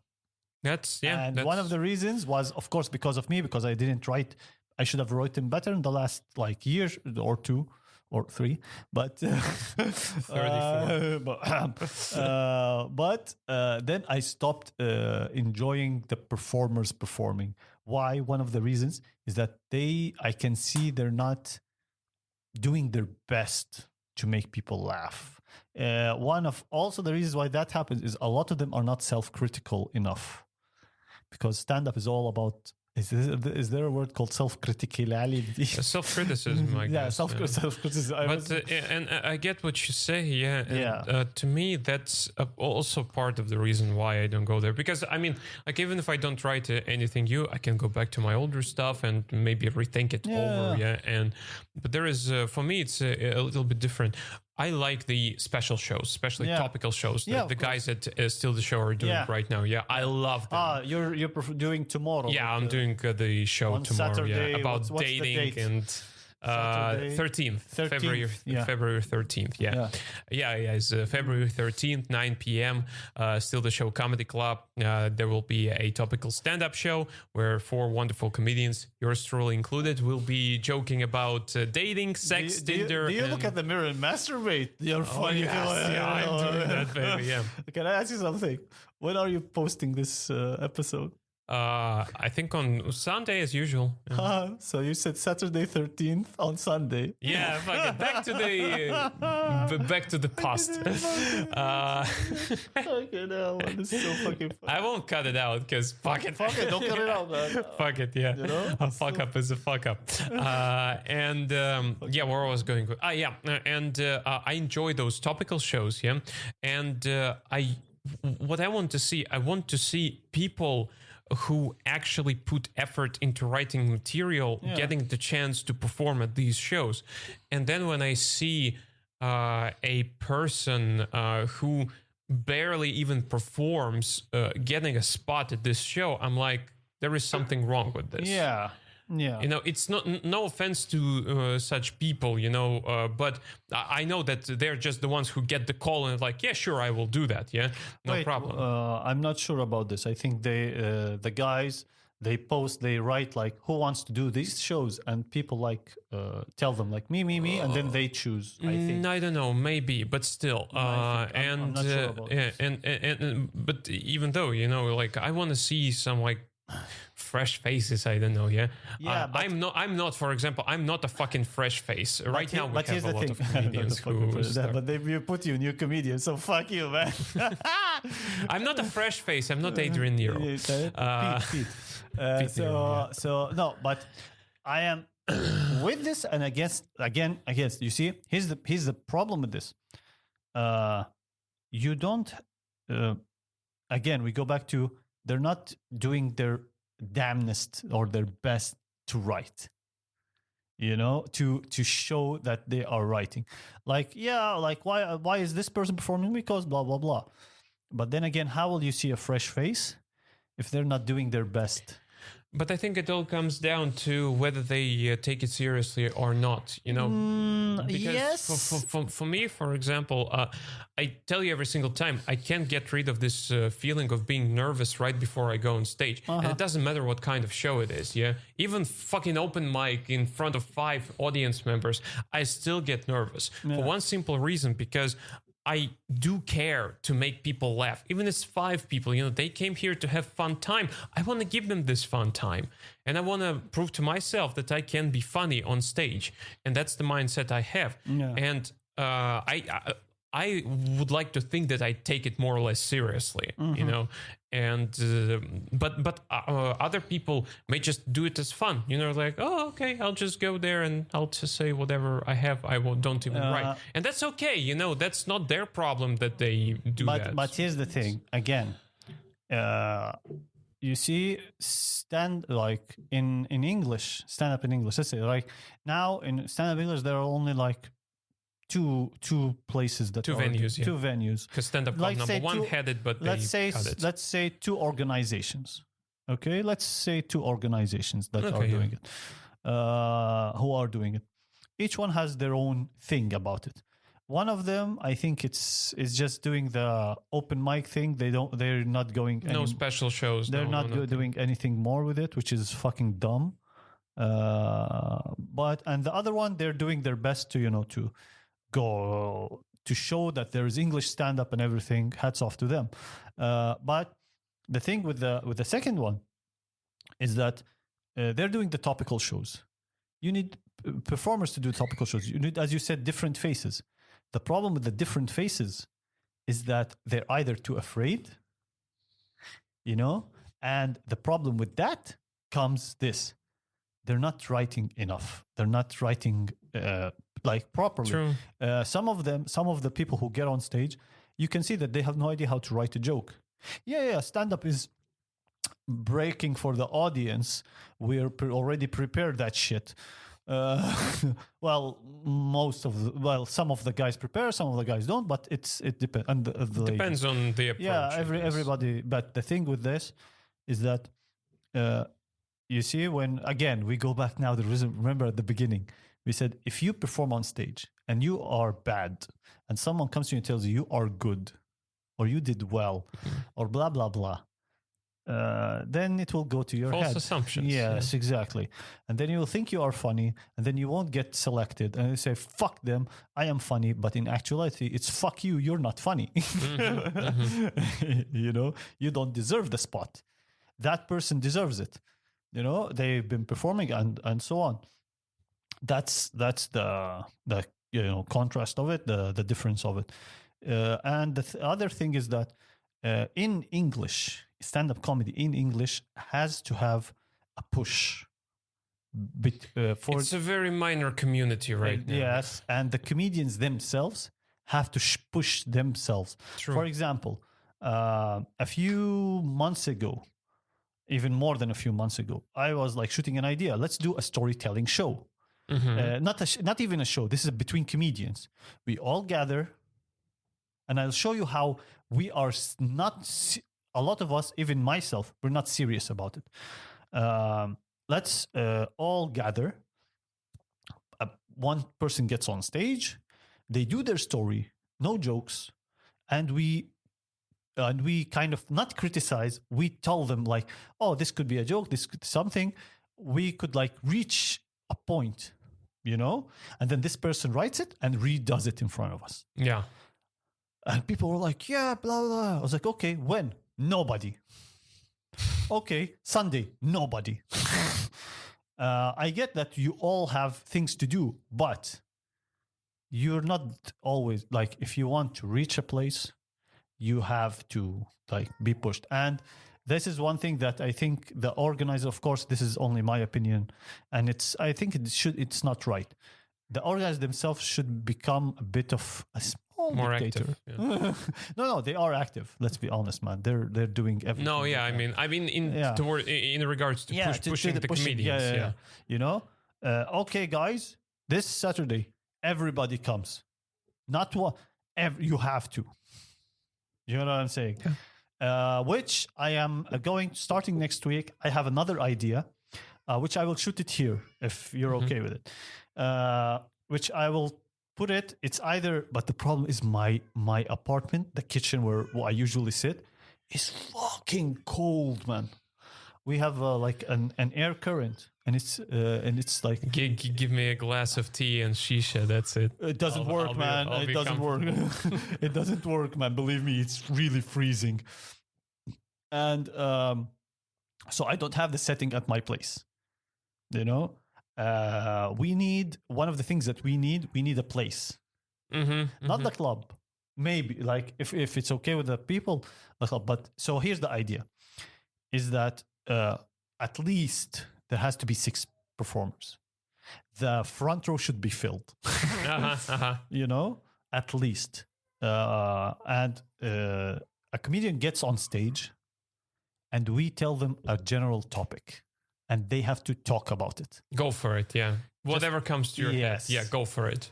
And that topic should be against everything that you like. So, Kirill talks about family, politics, and porn. Yeah.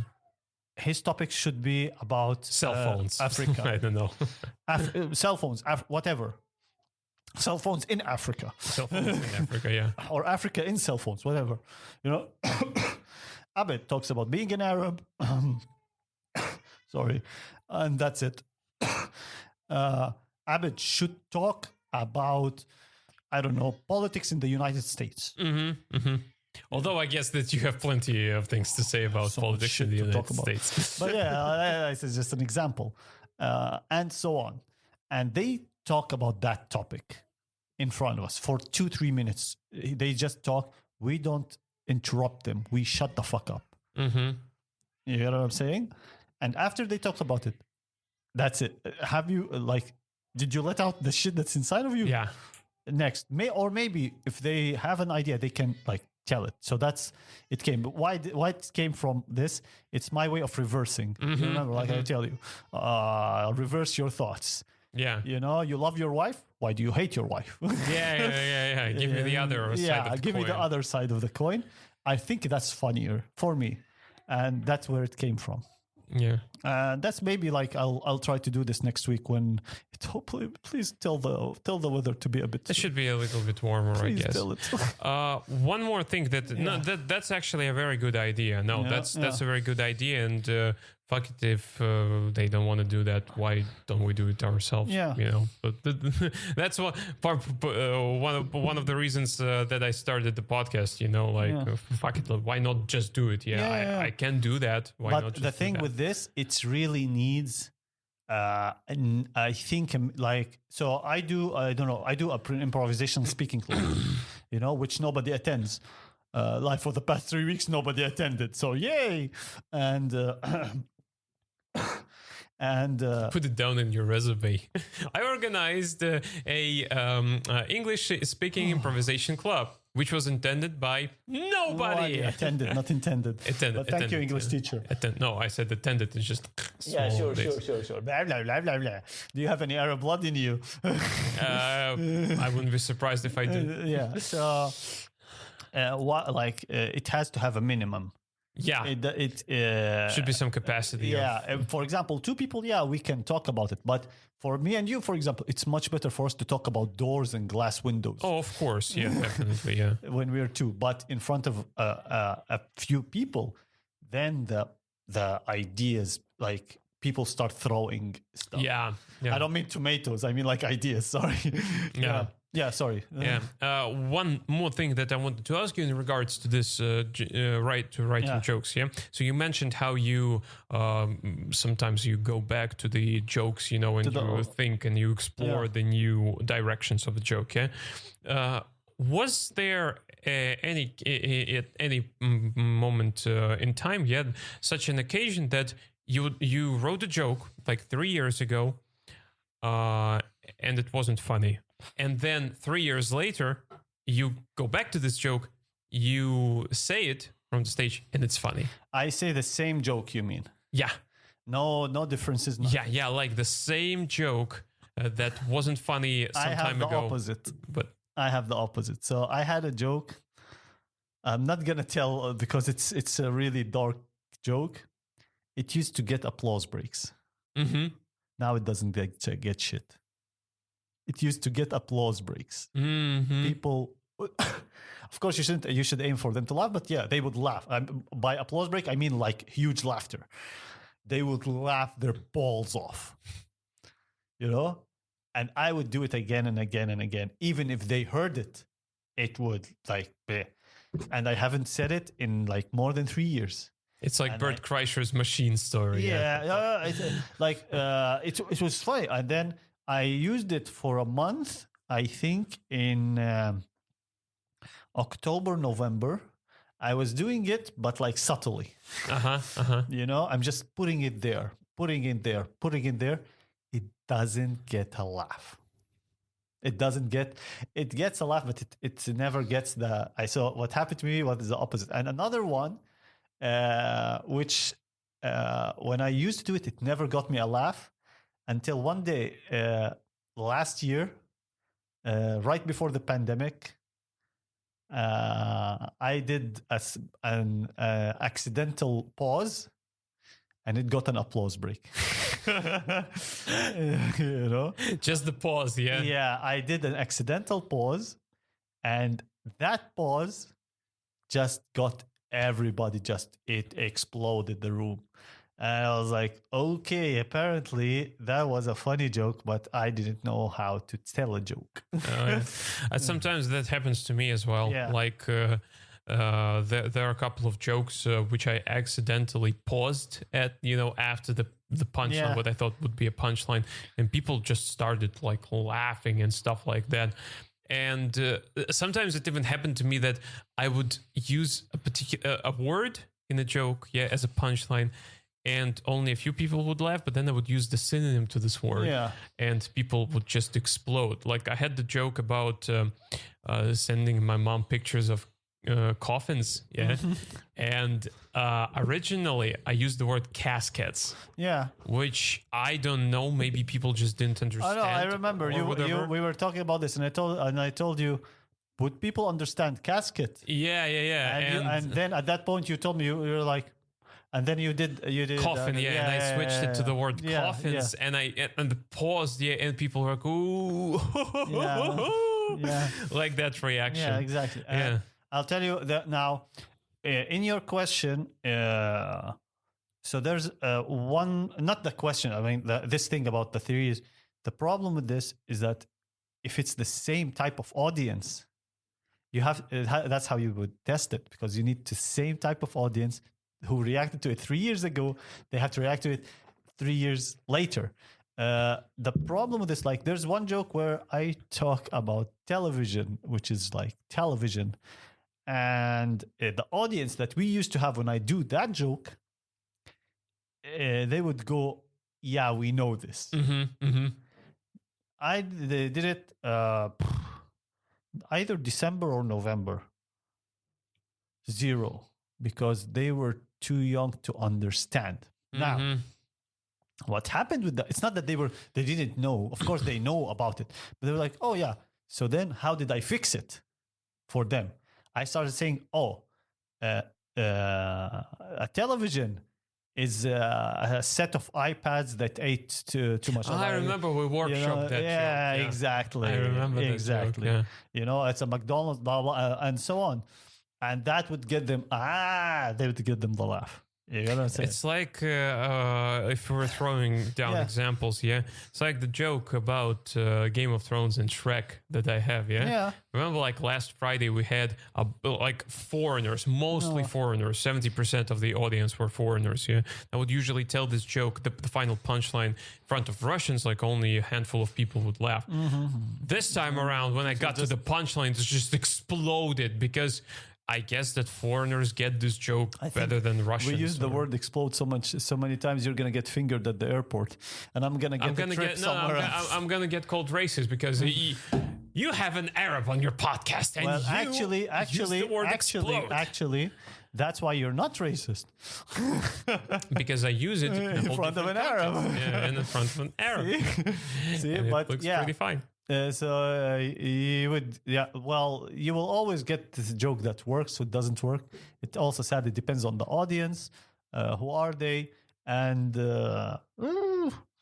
But yeah, man, like I tell you, one pause, one accidental pause, I was like, that's what I should have done 3 years ago. You as an audience member, because you enjoy listening and watching comedians, yeah? Do you get this feeling sometimes that you are just not in a mood for a particular kind of jokes sometimes?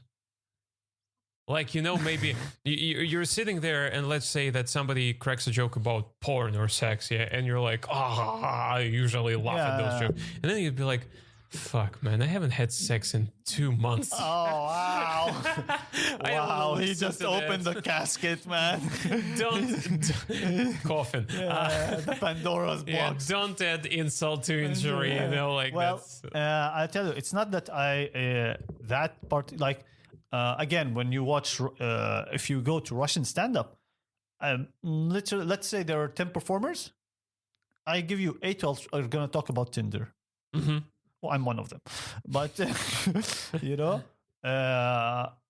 you're going to get fed up with the word Tinder. Mm-hmm. Mm-hmm. But the ideas that come, that's what you're not going to get. And when you learn that, when you see that someone actually like dug deep into this, you're like, motherfucker, I didn't see that one. Like, I should have seen that. Me as a comedian, I love that. I was like, you bastard, I'm gonna steal this. No, that one I also can see because I had this when we performed at stand-up store. Yeah. And I wrote down the set and I had a couple of sex jokes. Yeah, but they were not like porn jokes. Porn jokes, sorry. But they were not fixated on the idea of like a man banging a woman and something like this. Yeah, it was like with a twist. I would lead it into a different direction. And I remember a comedian was performing before me and he would crack jokes about porn and he got fixated on this idea of having sex in particular, and went into very colorful details, so to speak. And the audience didn't like it. So I'm standing there, I'm starting to panic, I started panicking because sometimes it gets to me. I'm like, fuck, I have these jokes, but I'm like, fuck it, I'll go with it. Yeah. I crack my joke and people laugh, and that like, okay. So they don't have anything against porn jokes. They just don't want to like get these just disgusting details about it, Exactly. And that's on the exactly story, it's on a Sunday at 4 p.m. They already watched their porn on Saturday. Of course, right before coming to the store. Exactly. So they're fed up. But that's when you get fixated on something. But for me, I never get bored. Like I even listen. What I do is I get critical. Mm-hmm. So I'll give you an example. Like I've heard you do a certain joke like 7-8 times. I never get bored of it because people laugh. I was like, I enjoy it. And then like when you do it, I was like, oh sorry. You should say this, not that. Well, it's not that you should. That's just me saying it. It's like, what if you do this? What if you go in that direction? That's what I enjoy. Mm-hmm, I was like, I just found a hidden direction to this joke. Yeah, it's like you listen to something, you're like, in your head, I think I found a way to make it even more interesting. Yeah. There's a new direction here. There's a new place to see it from here. Or like maybe. And one thing, when you perform in English and when Russians perform in English, it's so interesting for me how they use words. And vice versa. Yes, as well. Exactly. Trust me, I know that because I sound like a fucking Google translator when I perform in Russian. And when you hear those nuances, I think that's the word of these small mistakes. Of course, the audience. Here's the really great thing about stand-up. The performer doesn't see this. The audience see this, but they let it go. Mm-hmm. I don't let it go. It keeps in my head. And the funny thing is, for me, what would make it funnier if because they notice that the comedian just passed through it. They just passed through it. Like when I lived in the Russia, and you're like. And I'm telling you, 100%, the audience noticed the word "the Russia," and the audience in their head, they're like, "How many Russias are there?" And for me in the back, that's a funny joke. And if the comedian, here's the funny thing about stand-up: if the comedian or the performer themselves go, yeah, because there are three Russias, you know, our Russia, his Russia, and the Gulag. Putin's Russia.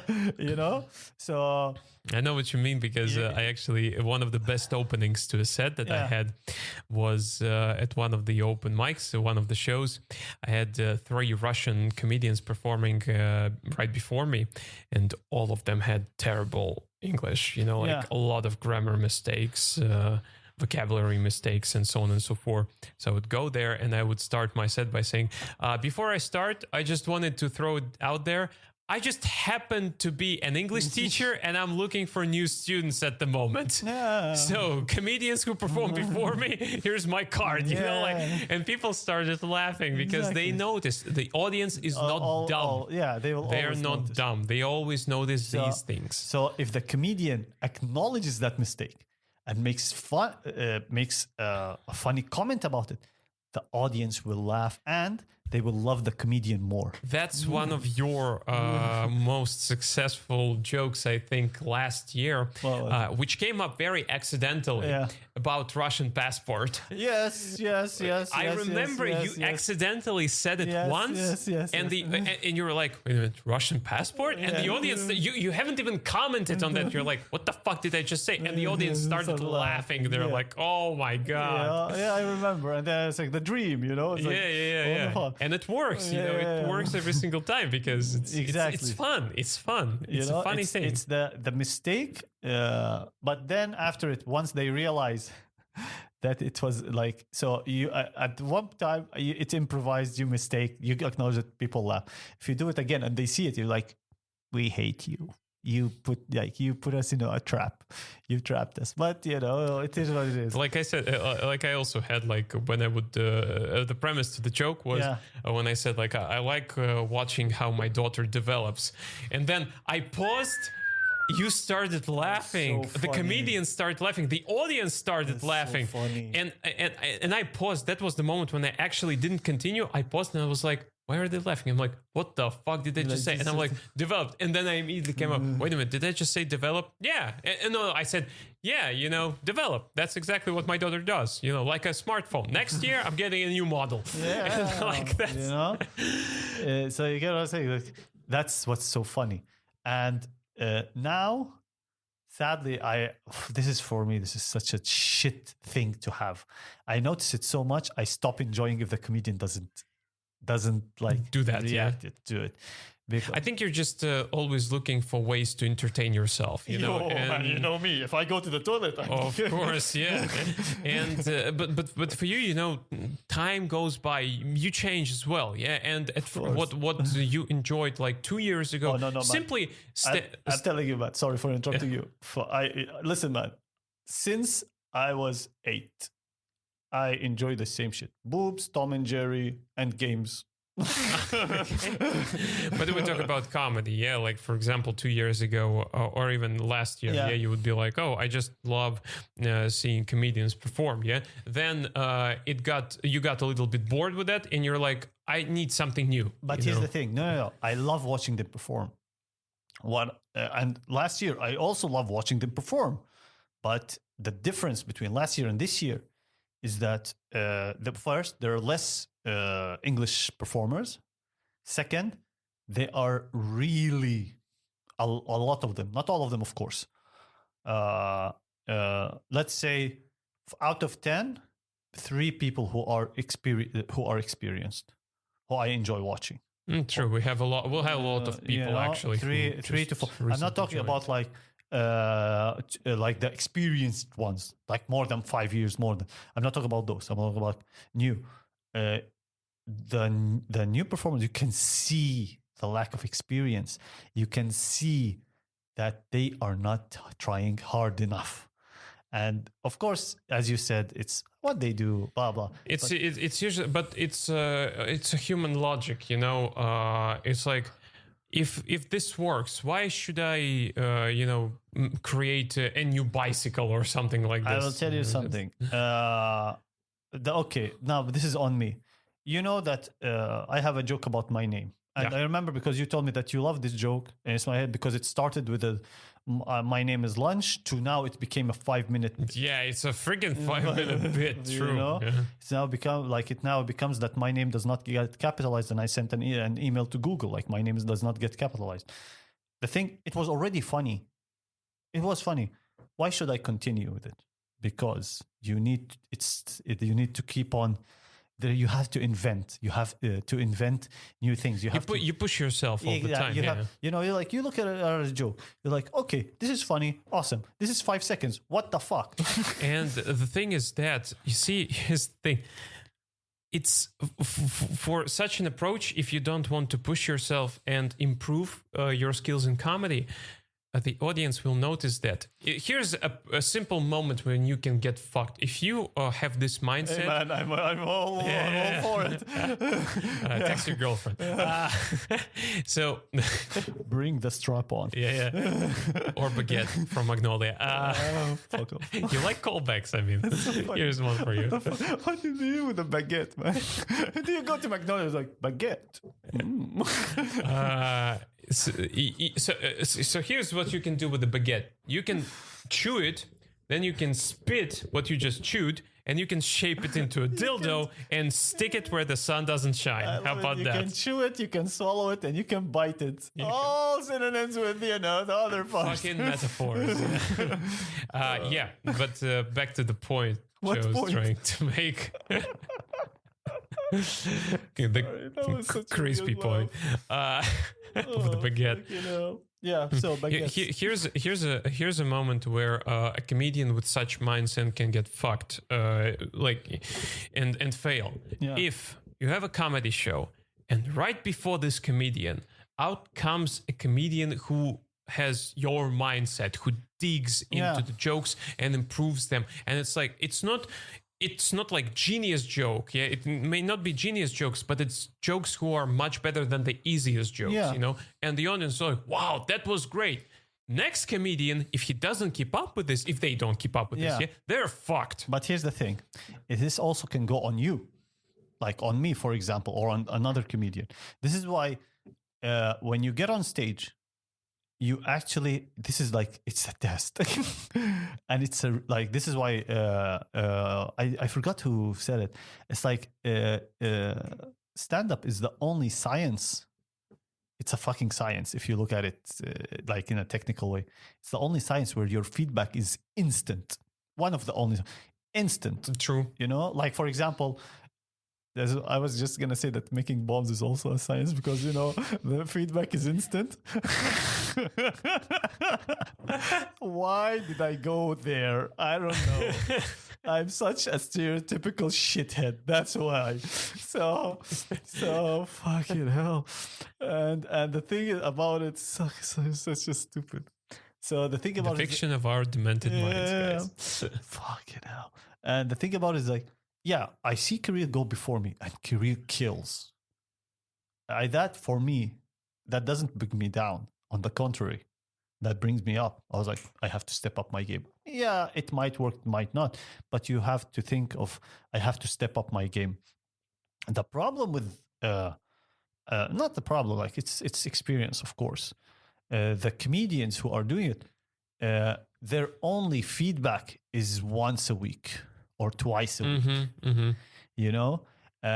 one of the shit things that they get said, and I really like for some people to hear this. Stop telling the fucking comedian it's the audience. Sorry for being serious for 5 seconds. It's not the fucking audience. Okay, it's you. Yes, the audience. One day you will get an audience who just don't want to laugh. You will get everybody gets it. You will get an audience who are just angry, who want to be cunts to you. Yes, you will always get that. You have to do your best. You have to be like on top of your game just for those 5-10 minutes, whatever you get with them on stage. And what pisses me off is after they perform, they get the fuck off the stage, and you have someone who comes to them and tells them it's the audience, and then you, Kirill, get on stage and you kill. Okay, and these guys, the audience, and here's the thing: it's a miracle. I'll give you a really good example to this. A really good a comedian gets on stage, bombs, gets the fuck off stage. They bomb not because of the audience are shit, not because the barmen are talking louder than them, which is also their fault. Which this is why I love one of the venues, Jim and Jack's. This is why I love it, because they're actually talking louder than you, and it's your job to catch the attention of everybody. It's a fucking hot point. You want to test yourself? Get your ass there. You know. And what happens is that a comedian gets on stage. They bomb because their material, or because something went bad. Probably their material. For me, it's always this is me. But again, this is what I think, and I will stick to fucking it. Not to have sex with it. I mean to the idea. And stick a baguette in it. Baguette. And they leave. The host or whoever tells them it's the audience. And what happens is that they leave the venue. And then Kirill comes and Kirill kills. In their head, it's the audience. Mm-hmm. The fucking host told them it's the audience. You know, you go in, you kill. They didn't see you kill. You know, you get what I'm saying? And they're like, it is the audience. And that's it. That's why they never evolve as a comedian. I had this in December. We talked about this before. Yeah, I had this in December. No, not different. It was one of the Friday shows. It's still the show. Fucking 3 hours. We're actually 2 hours 5 minutes. We're about to wrap this thing up. Okay. So it was a Friday show, the Friday night show at Still the Show, and there was tension in the room or whatever, and most of the comedians didn't do good. And Sergio in particular was one of those. Yeah. He did 7 minutes. He wasn't very good that day. And then he left. He left. And I was closing that show. I did 10 minutes. I don't know how, but I got the audience back. They were into my jokes. They were laughing. They even applauded me twice during my set. Nice. And I was shocked because before that they were dead. It's always, a good feeling when you have something like this. Yeah. And next day or 2 days later, he texts me. Yeah. And we banter back and forth about like the show on Friday. And at some point he says, "Man, that was a tough audience. Like I just the last joke kind of got them back. But that was tough audience." And then he writes something to the extent, "Don't get it into your head," to me. And I'm like sitting there thinking, what do you mean? Like that was good audience, because I performed, they were laughing. Like, what do you mean? And I was like, okay, you left. You didn't see that. Yeah. You see, you just did not see that. So you automatically assume that everyone was bad. Yeah. No, it doesn't work like this. But I used to think like that. I used to have this in my head. It's the audience. It's the audience. And then, like, after a while, I was like, why are these guys getting the laughs? And then I went to a Russian show. I remember one of my first, performances, and they all bombed. And I was like, fuck. And I'm doing it was the third or fourth time of me performing in Russian. I was like, I'm gonna be shit. And I just got on stage and I said one phrase, and they blew. I remember I got on stage and I just said, "Why did you stop clapping?" And they just blew, literally. And I was like, Whoa, what the fuck is going on here? This was literally I think this was 4 years ago. And that was the first time me using that phrase. And and it's so funny that phrase came out by accident. Literally that, because I should get on stage and I should say, I know what you're thinking. I'm not the Kalyanchik. Or where did we see this guy? Blah, blah, and all this. I just got on stage, and for some reason in my head, I got pissed off at the audience. And I told them, "Why did you stop clapping?" And it just went, "Wow!" I was like, I swear, I was like, That's interesting. And I remember it's so funny because in the ride back, sees how funny stand-up will stay in your head. If you've never done stand-up, you should fucking just watch. Still a show, Jim and Jack's. Just go watch. It's awesome. You should watch it. It is. Live. And I looked at my beard in the metro and I understood why they laughed. because I really looked like what you see on the news. The picture, everything. If you don't continue clapping, you are fucked. Yeah. If you don't continue clapping, I'll give you each one of you shisha. That's what. Exactly. Yeah. And I'm gonna spit and shit into that shisha. And the thing is that at that point I understood it's not the audience, it's you. Yes, there are times when there is such a thing called a tough audience. There is always such a time. One of the examples was in the New Year show at Steal the Show. I was first. I was bad. I was literally. And at the end, I was like, I'm the first. I have to at least get them a really big laugh for the next performers. And I got on stage. At the end of it, the last 2 minutes, I switched it up. They laughed a really big laugh. I was like, okay, thank you, good fucking bye. I'm sorry, comedians. And I fucked off. And I remember you were either closing or you were closing the first half. I was closing the first half. And you did, I think you were the best in all the other performers. It were 6-7 performers. You were the best in all of them. And all Thank of us. It's not my comment. This is what Igor told you. Yeah. I'm always the best. Fuck off. In my heart. Because you got them. I don't know how, but that's the idea. It's not always. There is a tough crowd. Yes, there is a crowd who really don't want to laugh, and it's your job to make them laugh. Even if you can't make them laugh, it's fine.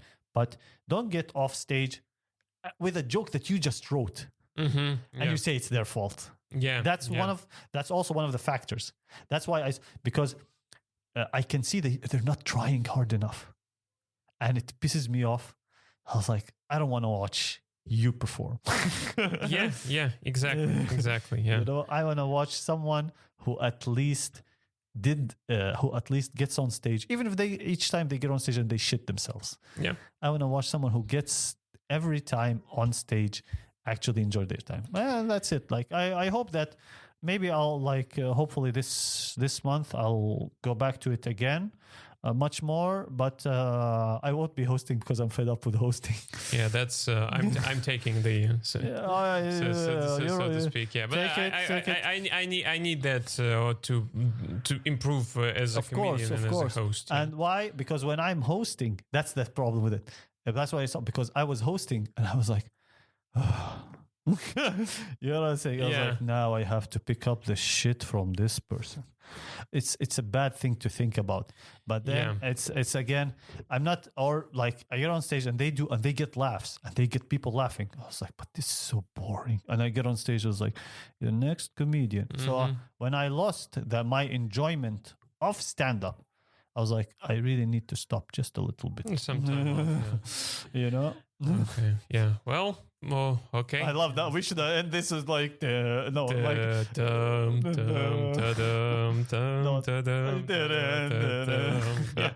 And on this wonderful note, hail dictators. Well, that's more than 2 hours of once again a great conversation. Thanks, man. I really enjoy it every single time that we do that.